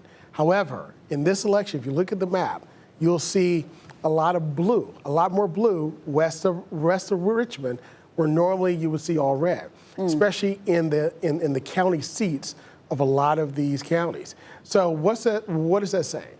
That's telling us that there is a message, there's a hunger in all of Virginia, Southwest Virginia included, for something different. And that economic message is the message that we see resonating with voters, and not just voters here in Virginia, but really across the country. So it's very important that she struck the chord of unification, because there are some messages that the Democrats nationwide can coalesce around, because 2026 campaigning starts at 12:01 a.m. All right, and so they have Democrats learned some real lessons by this campaign that Abigail ran, getting ready for next year? I think those Democrats who've been pushing for moderate candidates are really feeling good tonight. Both in New Jersey and Virginia, you saw moderate Democrats do well. I don't think that means it's the only path forward, but again, the headwinds for Democrats are really good to the extent you can understand all of these races as partially a response to the president's current policies. People were motivated to come out and vote, and they voted Democratic. What are Republicans learning tonight? Well, what they're learning is that extremism doesn't work. And what they're also learning is that the American people are waking up to policies that endanger their economic well-being. When you don't receive a paycheck for working, that is a problem. When Thanksgiving is around the corner and there's a possibility that there will not be a robust Thanksgiving dinner that you're used to, that's an issue. And not governing together, utilizing nuclear option, meaning for legislative purposes, meaning a 50+1 as opposed to 60 votes as it's been used for hundreds of years, that is a problem. So what voters are saying, that fiscal policy has to change, the way that elected officials work together has to change, the rhetoric also has to change, and overall, voters are saying that they want their country to go in a way that it lifts everyone and not just a small segment of the population. When the top starts to get too heavy and the majority of Americans start to feel the pain, that's when you start to see the turning tide. And I think the Democrats have seen that. And I think the Republicans are weary of the same. All right. Okay. Well, Hashmi is getting ready to take the stage. And this was a race.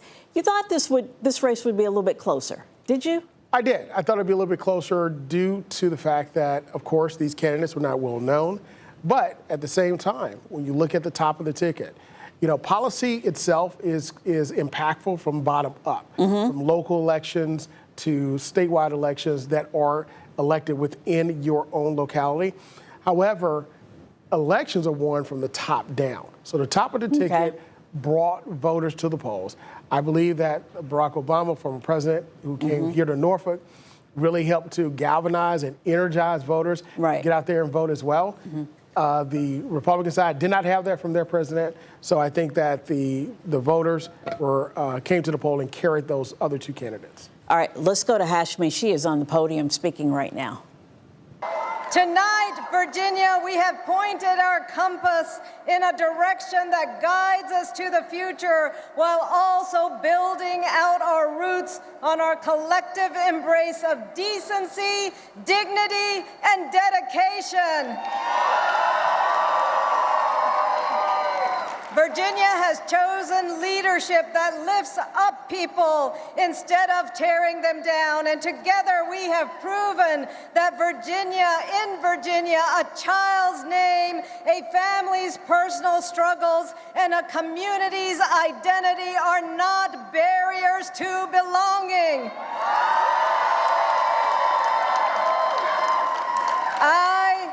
I am so incredibly honored and humbled to stand before you as Virginia's Lieutenant Governor-elect.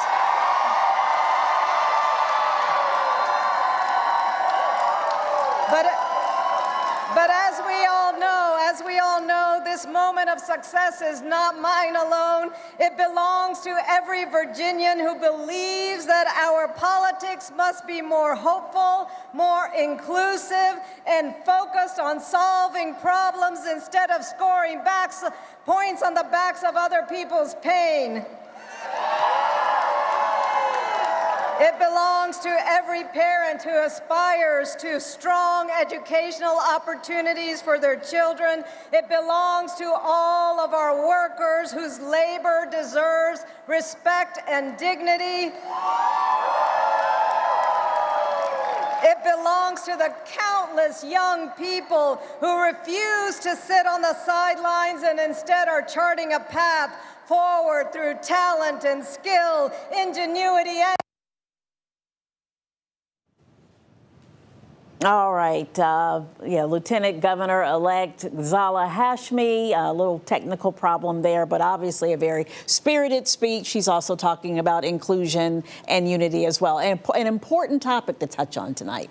Absolutely. And again, something you hear her mirroring from Spanberger's speech. So clearly kind of a positive message, and kind of we're going to hit the ground running in a kind of moving forward together sort of way. Your thoughts on just a little bit that you were able to hear?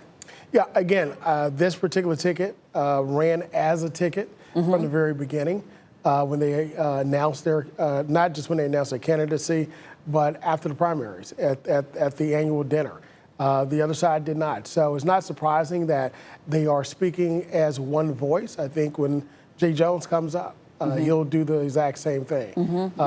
Again, it's a message of unification. You heard her say dignity. You heard her say dedication, and also to uplift individuals and citizens as opposed to putting them down. So you see the countering of what we see as Americans coming out of Washington and from the other side. So again, not surprising, but unification is the message of tonight. Yeah, and that has to be refreshing to a lot of voters because the division has been so toxic, you know, coming out of D.C. and just across the country in general. This is probably something that people have been wanting to hear. Yeah, I think that's exactly the case. And even if you look at this Virginia race, the gubernatorial debate didn't feel particularly kind of conciliatory and respectful. And I do think there's an element and a tone to our politics now that a lot of voters really dislike. Well, it motivates some and it gets them to the polls. For a lot of people, it's off-putting. Yeah, okay.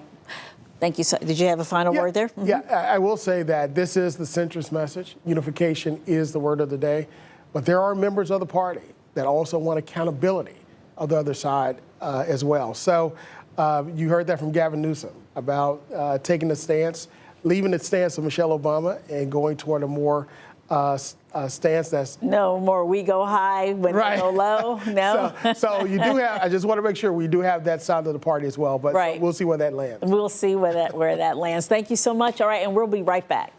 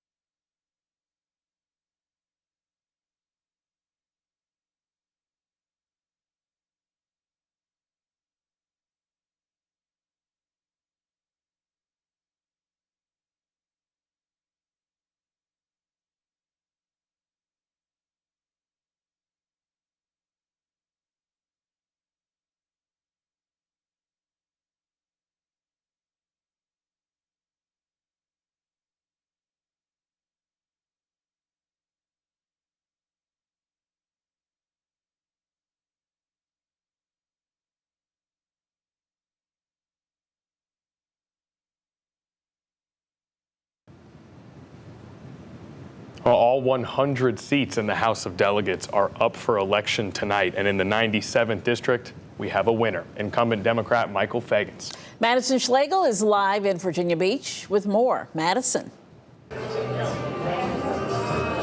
Janet, Connor, yeah, we're here at the Crown Plaza in Town Center, and as as you can see, we're here at Michael Fagan's election night watch party, but the news of his win hasn't yet trickled down yet to the room. You can see everyone's here seated, waiting for those results to trickle in a little bit more. But we got an opportunity to catch up with the delegate this afternoon while he was still out campaigning. Take a look at this video. We caught up with him while he was out at Kempsville Library. And again, Delegate Fagans was elected into office back in 2023, and he was out at polling sites as early as 6 a.m. this morning. He is a retired Air Force veteran, and he beat out incumbent Karen Greenhall in 2023 to get the seat.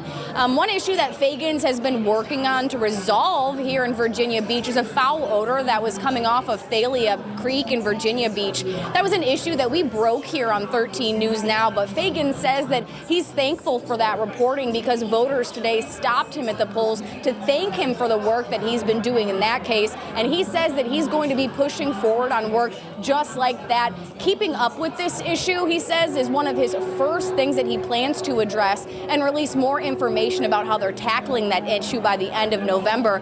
But we're going to have a little sound here play in a moment of what Delegate Fagan says his most important for issues and voters right now and what he's thanking people for right now. Take a look at this.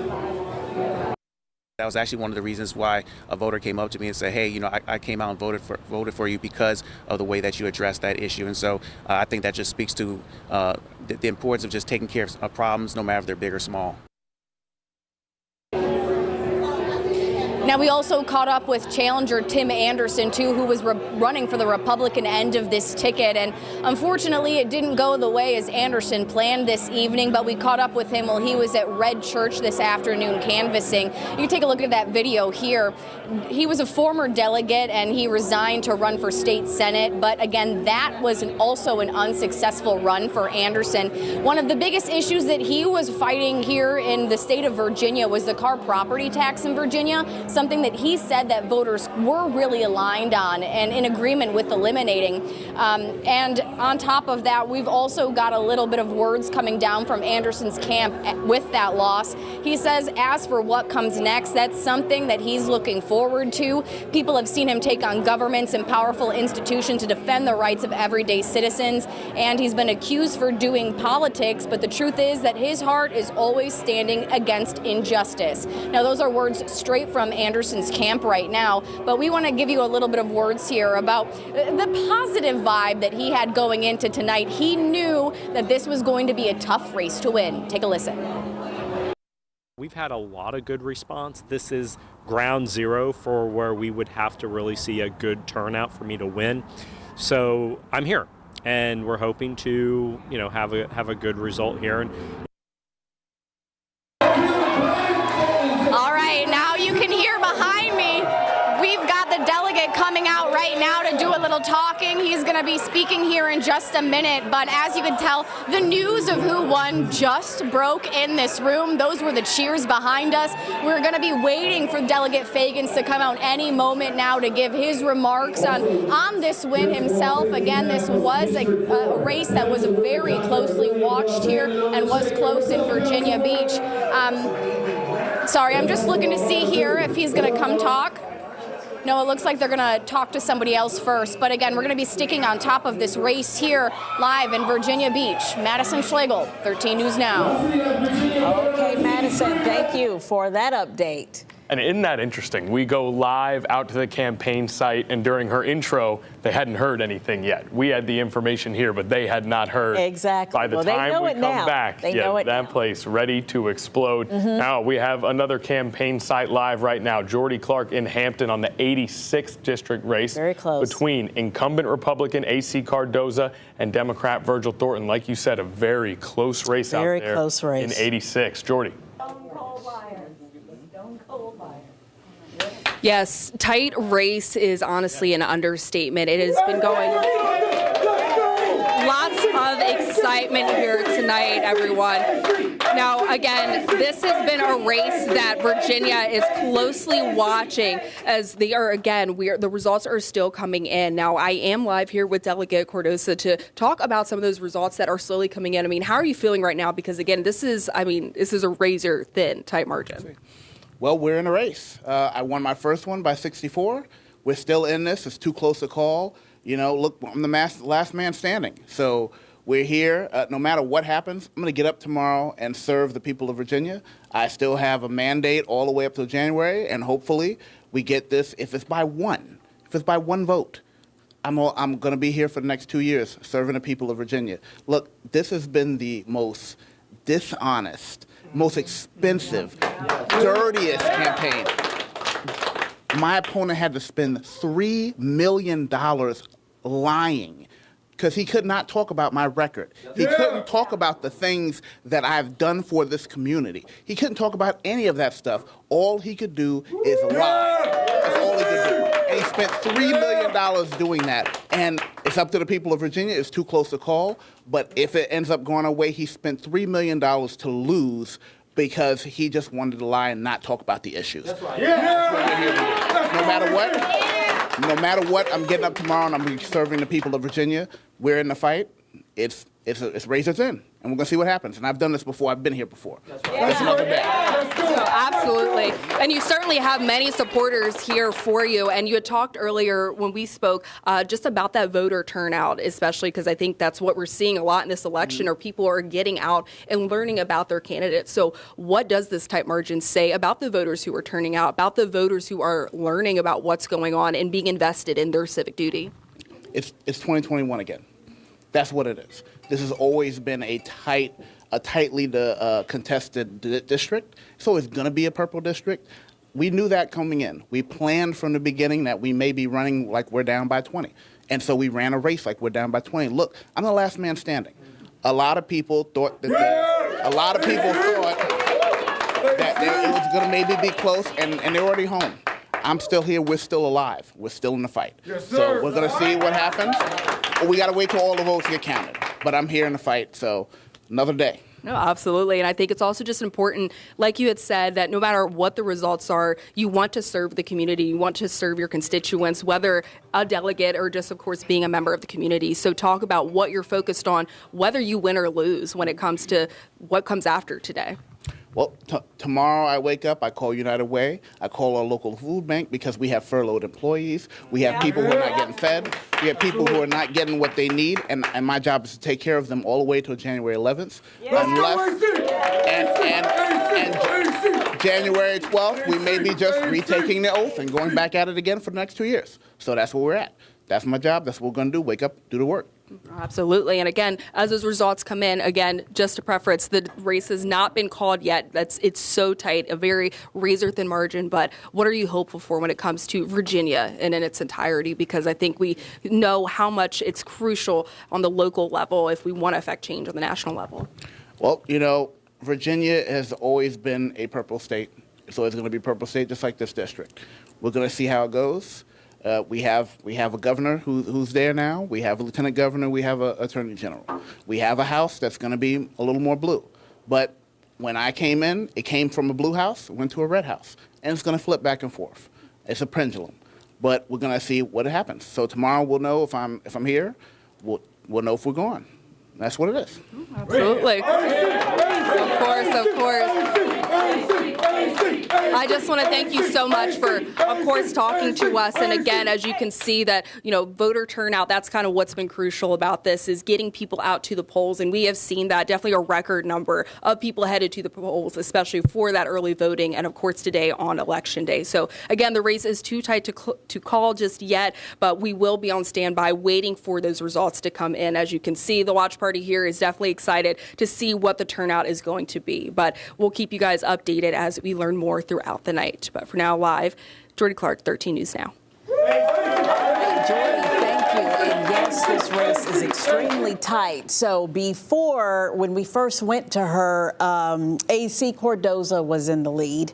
And just during that live shot, it flipped. So I have here Virgil Thornton, 50.40% with 10,021 votes. AC Cordoza with 49.34%, 9,810 votes. So that's a difference of about 200 votes. Razor-thin margins indeed. Yes. And a race that is still very much up for grabs based on our really, most recent really update. is. And that's covering, parts of Hampton and Poquoson. on the peninsula. Okay, we'll continue to keep you updated. No shortage of enthusiasm from the Cardoza campaign, as we heard there out at campaign headquarters, and from Jordy Clark as well. Thank you, Jordy. Now, we also have the 89th district in Chesapeake and Suffolk. All right, incumbent Republican Baxter Ennis is not running for re-election. Shane Fordham is live in Chesapeake with more on the race between Democrat Casey Carnegie and Republican Mike Lanonia.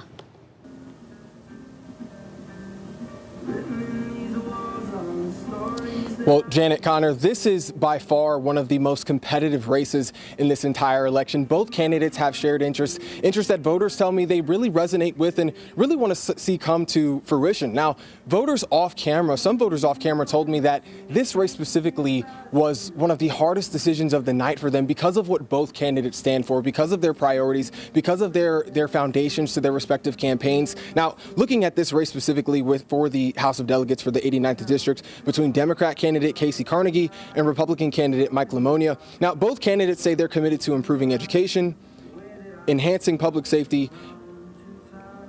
Oh, I'm sorry. Janet, Connor, back to you. Seems like we have some breaking news. Thank you for that. We want to go to Jason Miyares. He is speaking now from his headquarters, the incumbent Attorney General. So let's listen to what he has to say.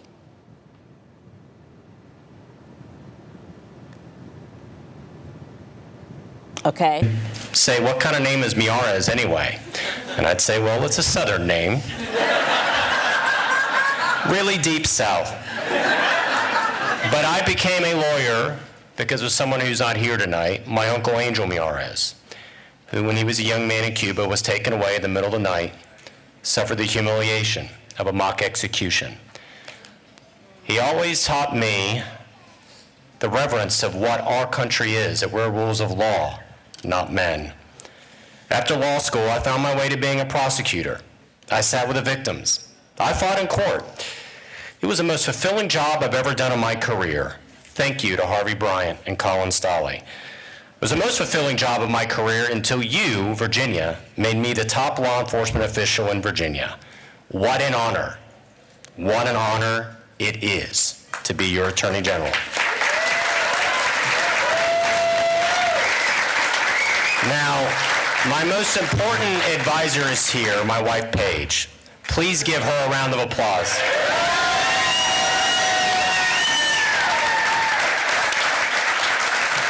She's my most important advisor, and she's the CEO I most admire. Please also give a round of applause to the diamonds of my heart, my daughters, Gabriella and Sophia. My daughter, Elena, is at dress rehearsal tonight. She can't be here, but thank you all.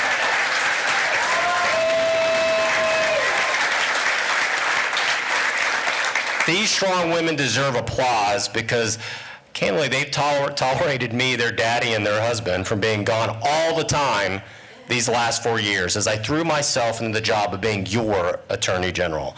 They knew serving Virginia was a calling and an opportunity. I'm so grateful that my family embraced it. We changed the Attorney General's office completely. And I have to give a quick remark to the remarkable men and women that I got to lead every day in that office. Thank you. It was a true honor to be your Attorney General. You all are an extraordinary group of men and women. And every day we said that we were going to make the safety of Virginians our mission. The Attorney General's office we inherited was weak and a soft office, focused more on politics. But we made it focused on where the victims should always come. First, where crime fighting was our #1 priority and public safety was the objective every day that we worked. I would not have been able to do what we did, like Project Ceasefire, which flooded our highest crime areas with crime-fighting assets and prosecutors, and it worked. I'm so proud of the work we've done, being the #1 state in the drop of addiction deaths of any state in the entire country. Thank you. We stood with law enforcement, and we made it clear. We made it clear so as long as I ran the Office of the Attorney General, yes, we would back the blue. Police knew that if they did their jobs, I had their backs. That's the only way to keep our law-abiding families safe in their homes and on their streets. But getting tough is not just about prosecuting and policing. It's also recognizing that the family unit is the key to our safety and security, and realizing the Commonwealth of Virginia has to do the right thing and set the right example. We went after those fentanyl dealers and prosecuted enough fentanyl off the streets of Virginia that would have saved the lives of 7 million Virginians. We launched One Pill Can Kill as well to educate our kids. We went after the big pharmaceutical companies that had pushed OxyContin into so many of our communities and treated Virginia like it was a chemistry experiment. I defended the laws of Virginia in court, and I did not care one iota about partisan politics. But there was another duty I took great pride in, and it's not the job description of the Attorney General as all. It's when I travel around the state to meet our new Americans. One of my earliest memories of my life was my mother coming in our kitchen and asking me to teach her the Pledge of Allegiance. She had to learn it for her naturalization ceremonies. It's one of those moments as a child that you have that reminds you quickly and teaches you, gosh, my family's a little bit different. As I've often said, as the first child of an immigrant to be Attorney General, that if your family came to this remarkable country seeking hope and opportunity, then your family's like my family. It's the honor of my life to be your Attorney General. And my favorite job as Attorney General is where I spent my July 4th at Fort Monroe, welcoming 97 new Americans from 47 countries. To be able to stand in front of that group of new Americans and look them in the eye and say, it is the honor of my life as your 48th Attorney General to welcome you home. It is indeed a reminder that we are the American miracle. This past month, October, was the 60th anniversary of a scared 19-year-old girl getting on an airplane, penniless and homeless, and not knowing where her next meal was going to come from. And that was my mother, Miares. And it's been a tough, tough year for her medically, but she wasn't going to miss tonight. And I want to thank Mamita for everything she taught me about the American dream.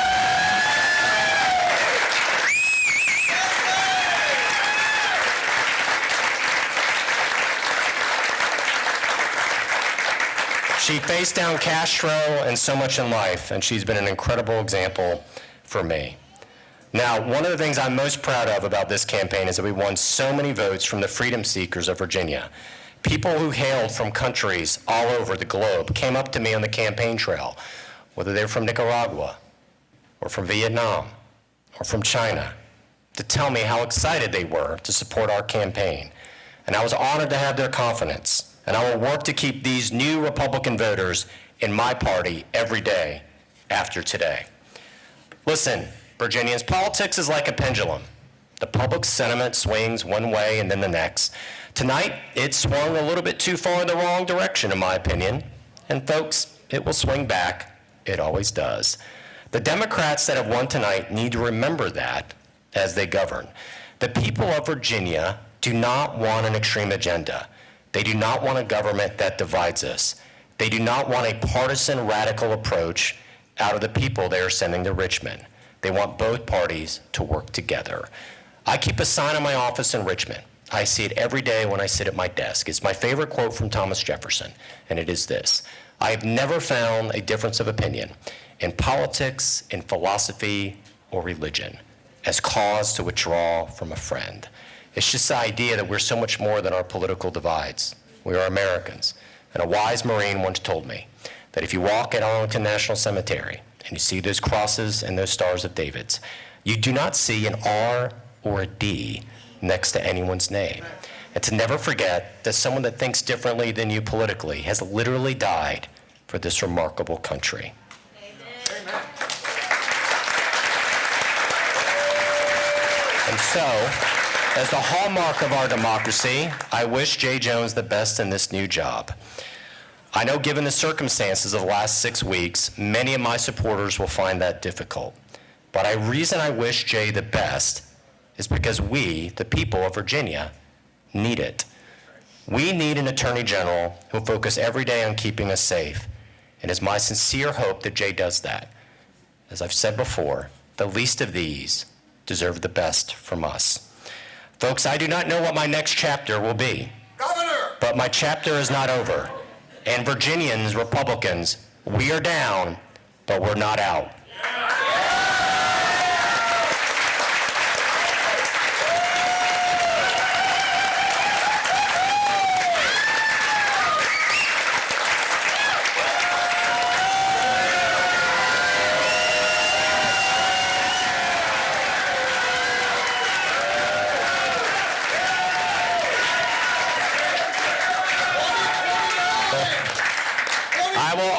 always fight for what is right and just for Virginia every day between now and the day my successor is sworn in.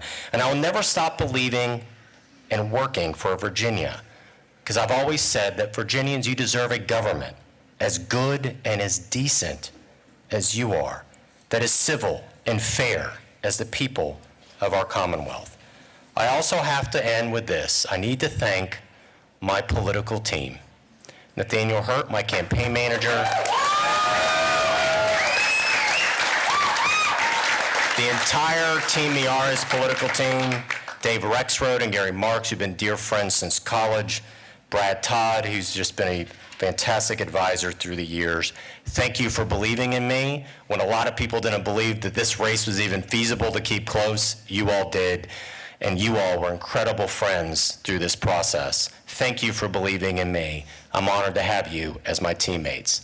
And finally, to Virginia. I believe in Virginia. I believe in you.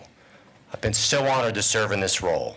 I'm so honored by every Virginian that stood with me, that would come up to me whenever I just run to the grocery store and say, I'm proud of you. I'm praying for you. It meant so much to me. I'm so humbled, Virginians, by your persistence, by your decency, by your goodness.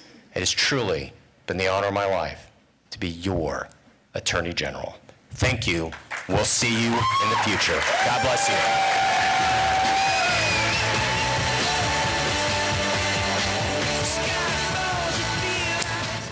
All right, Attorney General Jason Miaris conceding tonight and wishing Jay Jones the best. The AP has called the race for Jay Jones, actually just a short time ago. And Miaris talking about this being the honor of his life to serve as Attorney General, and very proud of some of the accomplishments that he made, particularly Operation Ceasefire in fighting crime and fighting fentanyl. Fighting the spread of fentanyl, talking about some of the accomplishments his office achieved during his time. And as we've seen with a lot of the other candidates that we've seen speak tonight, also his family, a major part of that speech. We've seen that from Spanberger all the way down the line now to Jason Miaris. Yeah, saying he doesn't know what he's going to do next, but he said, we'll see you in the future. So we'll see what happens. And with that election, with that concession speech, we now officially have, it ended up being a full Democratic ticket. At the top of the ticket, That's the right. three major races, all Democrats, Spanberger, Hashmi, and Jay Jones winning. So obviously a message to Republicans and maybe to the Trump administration as well, because the Democrats tried to make this election a referendum on the Trump administration, and it looks like, as of right now, that worked. Yeah. So we'll see whether or not that kind of shapes what the messages will be heading into the midterms next year. And we thought Attorney General might be closer. You know, we called that gubernatorial race at like 8:02 p.m. Now 10:13 p.m. And finally, we're officially able to tell you that Jay Jones has won the Attorney General office here in Virginia. So it was a bit closer than those other two races. It was. But ultimately, Jay Jones does a lot win, closer. And Jason Miaris with a speech there conceding to Jay Jones. Okay, we will be back right here on 13 News Now Plus after this break. A lot of local races still very tight here in Hampton Roads.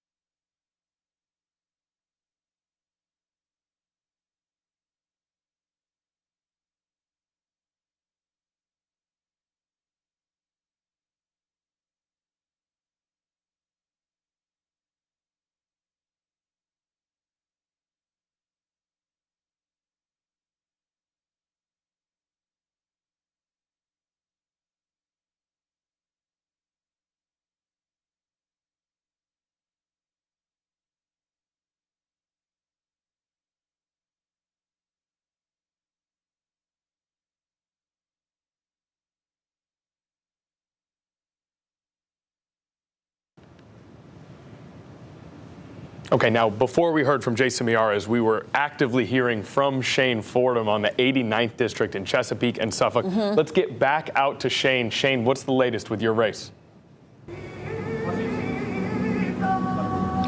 Well, Connor, Janet, like I was saying before, this is really one of the most competitive races in this entire election. Both candidates have shared interest that voters tell me that they really resonate with and that they would really like to see come to fruition. Now, some voters off camera told me that this race specifically was really one of the hardest decisions of the night for them because of what both of these candidates stand for, because of what their priorities are, because of what their foundations are to their respective campaigns. Now, looking at this race for the House of Delegates 89th District, you have Democratic candidate Casey Carnegie and Republican candidate Mike Lamonia. Now, both candidates say they're committed to improving education, enhancing public safety, and lowering costs for families in the district. Now, voters I spoke to shared why it was important for them to vote, what issues mattered most to them, and how competitive they think this race will be. I mean, if you don't vote, you ain't gonna get the person you like in there. And so then you're gonna be complaining about that other person.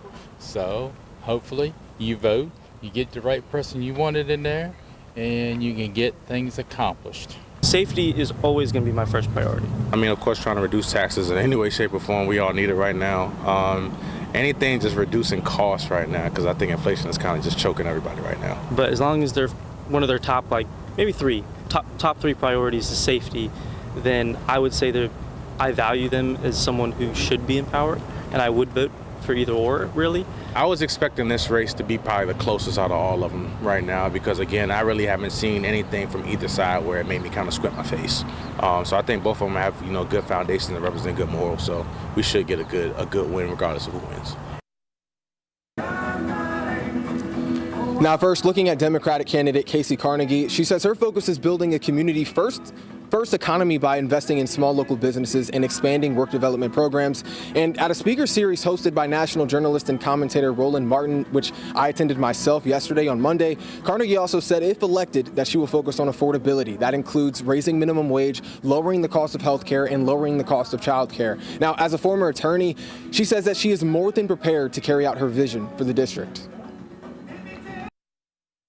I think it's the way I know my community, the fact that I grew up here. I played softball with people that live here.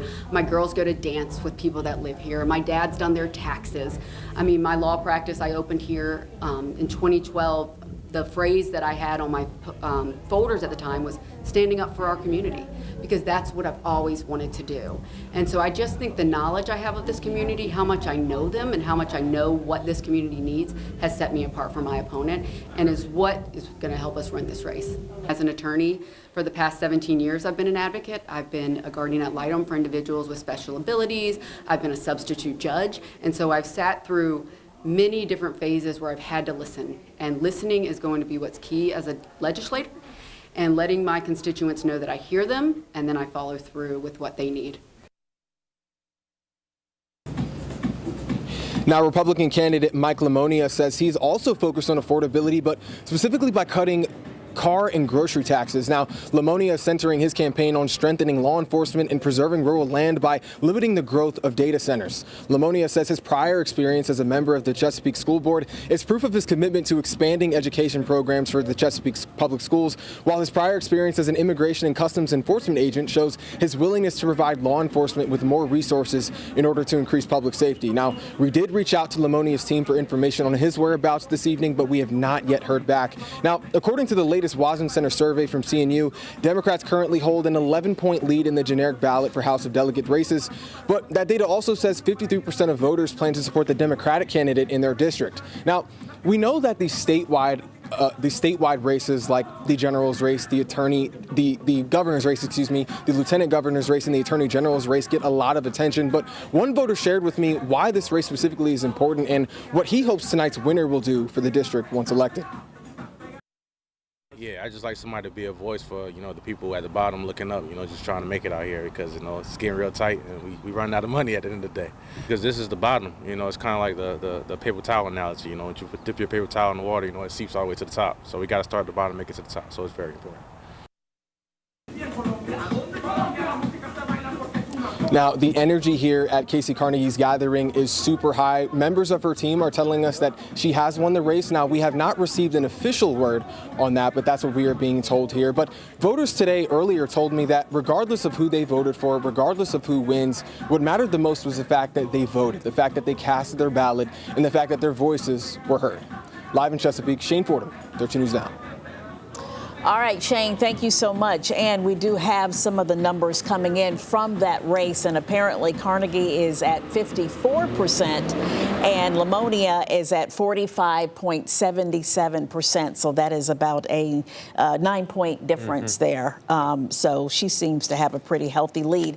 And again, right now, the House of Delegates, you have 48, 51 Democrats, 48 Republicans, and Democrats are hoping that they can flip that, or they can extend that lead. And so far, they may have a chance of doing that because that AC Cardoza race and the Virgil Thornton, that is like razor thin. We talked about that one just a bit earlier. Yep. AC Cardoza is a Republican, and he is slightly behind Virgil Thornton. Yes. And he's the incumbent in the race. So that's one of the races that they might be able to flip.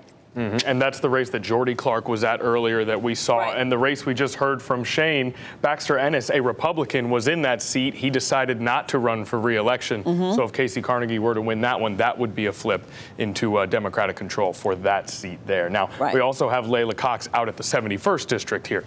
This is another close race. This is between Republican delegate Amanda Batten and Democratic challenger Jessica Anderson. Okay, let's go live out to Williamsburg. Layla Cox has more. Layla. Hey, good evening, Janet and Connor, and to everyone watching our special election coverage tonight. I'm in Williamsburg at the Strange Ways Brewing, where if you can hear behind me, everyone's loud and proud. They're cheering for the Democratic nominees in the House of Delegate race in Virginia tonight. Earlier today, I spoke with Democratic candidate Jessica Anderson, who says she's been rooted in her grassroots campaign, not